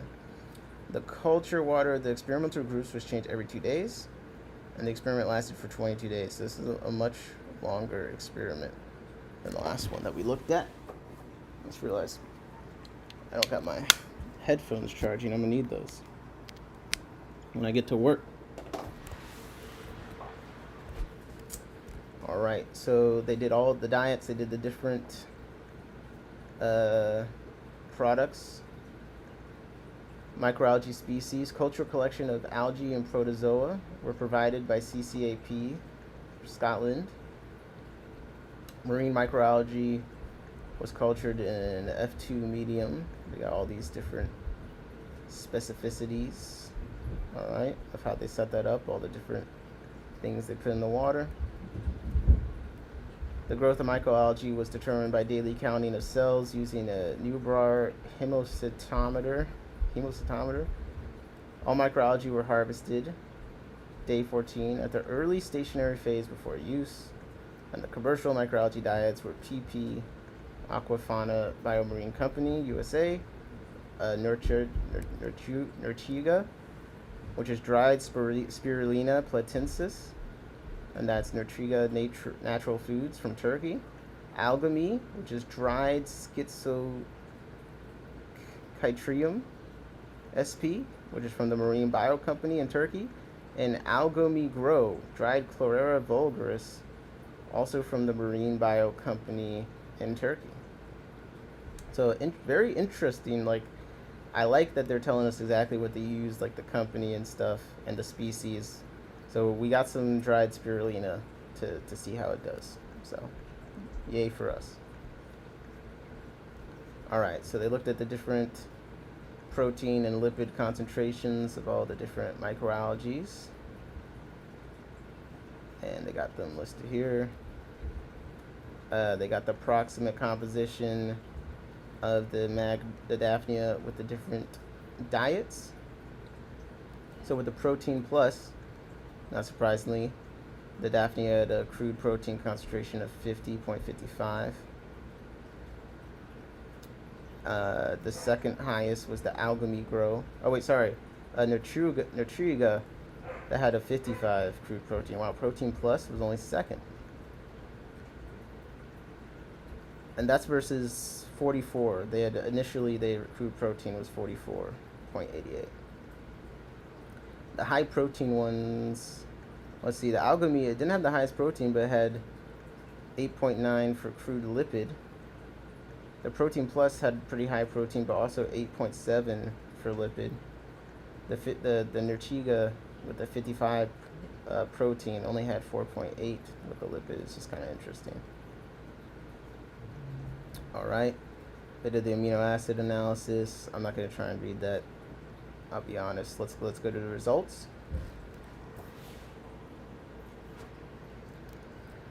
Daphnia magna fed with the Protein Plus diet showed a significantly higher survival rate, 68%, than fed with the dried Schizochitrium SP, which was 59%. The included diet, Algamy, that's the algae that's in the Algamy Grow at the end of the experiment. The survival rate was not supported by fresh microalgae, e.g. NPL, and the other two commercial diets, Algamy and Nurchiga, compared to the Protein Plus and the Algamy Grow diets. So here we got a chart, and we see, the Protein Plus has a significantly better survival rate. The Algamy Grow is second, and then all the other ones are basically the same, down near 50%. Then we got the growth performance of the Daphnia magna. The total length was used as the criteria for the growth performance of the Daphnia individuals. So the Euglena gracilis had the highest total length among the groups on the first 3 and 6 days of the cultures. On days 9 and 12 of the cultures, protein plus and algae meat grow were significantly higher in length than the other groups. However, with days 15 and days 18 of the culture period, the Daphne fed with a fresh microalgae, Euglena gracilis again was the highest length, while Nurchiga and the Pavlova lutheri diet showed the lowest growth performance. So both the Euglena gracilis and the protein plus diet supported growth the best, looks like. All right, let's skip down a little bit to kind of the conclusion here because I need to get going. Damn, they be yapping in here, man. Put the link to this study again. Okay. So the results was protein plus diet, and let's remind ourselves what the protein plus had in it.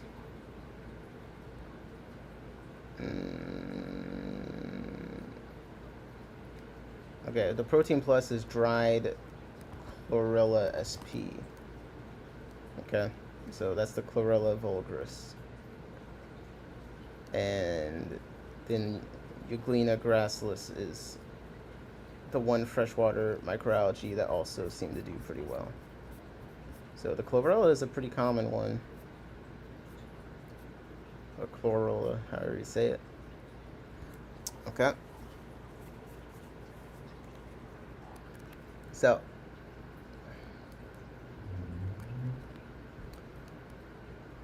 and Daphne magna fed, let's see. I'm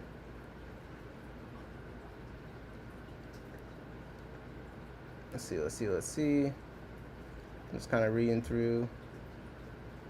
Essential amino acids such as alanine and threonine were found higher in the Daphnia-fed protein plus, which is important for their survival. It plays an important role in cell signaling and protection against severe pH changes in invertebrates. Survival and growth parameters were not negatively affected by microalgal diets. In fact, protein and lipid-rich microalgal diets, protein plus and algo grow, supported the survival of Daphnia magna. The total amount of ingested diet also affected the survival and growth of zooplankton. So the ingestion of microalgae by Daphnia can be changed by environmental factors. Increasing feeding activity has been related to feed availability and occurrence of some amino acids such as glutamic acid, aspartic acid, and cysteine V-glutamine. All right. They're talking about some other studies, referencing some other studies. Daphnia species are not able to convert 8C fatty acids into longer chain fatty acids, apparently. So that is why apparently the yeast is not great. The diet can support reproduction, but the yeast does not support fatty acid accumulation in Daphnia species. All right. They recommend that once culture performance is exceeded in numbers by Baker's yeast, then the enrichment procedure should continue for the utilization of this live prey. Okay, interesting. We're getting a lot of very technical and detailed stuff going on here. Despite the importance of amino acid, there are few studies related to amino acid compositions of Daphnia species. Daphnia magna fed with alga micro in this study, containing dried C. vulgaris, showed the highest amino acid levels among the group. It is known that algae have a wide variety of amino acid composition, and they reference more studies showing what they've seen about different algae. Okay. So C. vulgaris seems to be consistently a decent one. A preprint version of the study has been published showing the need to develop zooplankton diets for sustainable larval production. Okay, Daphnia species can be the future. Okay, it says copepods are difficult to culture depending on species and require high investments. On the other hand, Daphnia species can be the future of sustainable aquaculture, especially in larva and juvenile fish production, via direct use or as a micro-diet feed additive. Besides, water flea cultures have advantages such as affordable production prices, high availability, growth, and reproduction rates. However, the correct selection of feed, diet proportions, and production costs remains the key question for the future. Diet production can be managed by large-scale microalgae production and wastewater. The main concern here is availability and storage of suspended feed in the aquaculture industry for fast use. Our study is the first to report the effects of commercial microalgal diets on Daphnia magna culture, and further studies are needed to investigate the metabolism of nutrients such as vitamins and minerals in Daphnia magna in order to increase the essential nutrients to match those of natural marine live prey. Alright, so this one doesn't come, they didn't try and compare it to Artemia or something there. I feel like that's kind of like what at the end, they said like further studies are needed to see if it matches the essential nutrient levels of natural marine live prey. But they do seem to, these people seem to believe in them more than the copepods, which kind of makes sense. So, guys, this has been a longer stream than I anticipated. Shout out to everyone that got a gifted membership today. Thank you, King Nino, for the membership. Thank you to Jody for the 5 gifted memberships. And thank you to everyone who stopped by and said hi. Or thank you to everyone that didn't say hi and just lurked. I saw Kathleen stopped in with a little note on the copepods. Hopefully we all learned something as I struggled to read. But I don't know. I now feel like I need to increase my green water, find like some of these microalgal products, see how hard they are to buy, test them out, and I don't know. Let's culture some stuff. We need to see Branton with some damn Daphnia. Like, this is crazy. So, listen, on the Daphnia train. Maybe we aren't stuck hatching brine shrimp forever. I mean, I'm definitely enjoying Daphnia, so I put the link in the Discord to both of the studies we talked about today. So if you missed it in the chat, they'll be there. But with that being said, any final thoughts, considerations, put them in the chat or leave a comment if I end the stream before you say it. King Nino says, salute. SVC said, good stream and listening in while I'm working. Looking forward to the stream later today. Yep, hopefully I can pull that off. Appreciate you guys. Let's keep it rocking. Let's keep the good vibes going. Let's keep the good vibes going. Stay out of trouble today. Have a good rest of the work day. Let's all go get some work done, and I'll see you guys next time I stream, which hopefully should be later. And King Nino said, W stream. Let's go! We got a W stream. Perfect. Oh my God, perfect. That's what I needed. Appreciate you. And this has been In My Tanks. Couple fish with the emoji spam. Let's go. But this has been In My Tanks. And I'm freaking out of here. Peace. Yeah. Copepods, Daphne.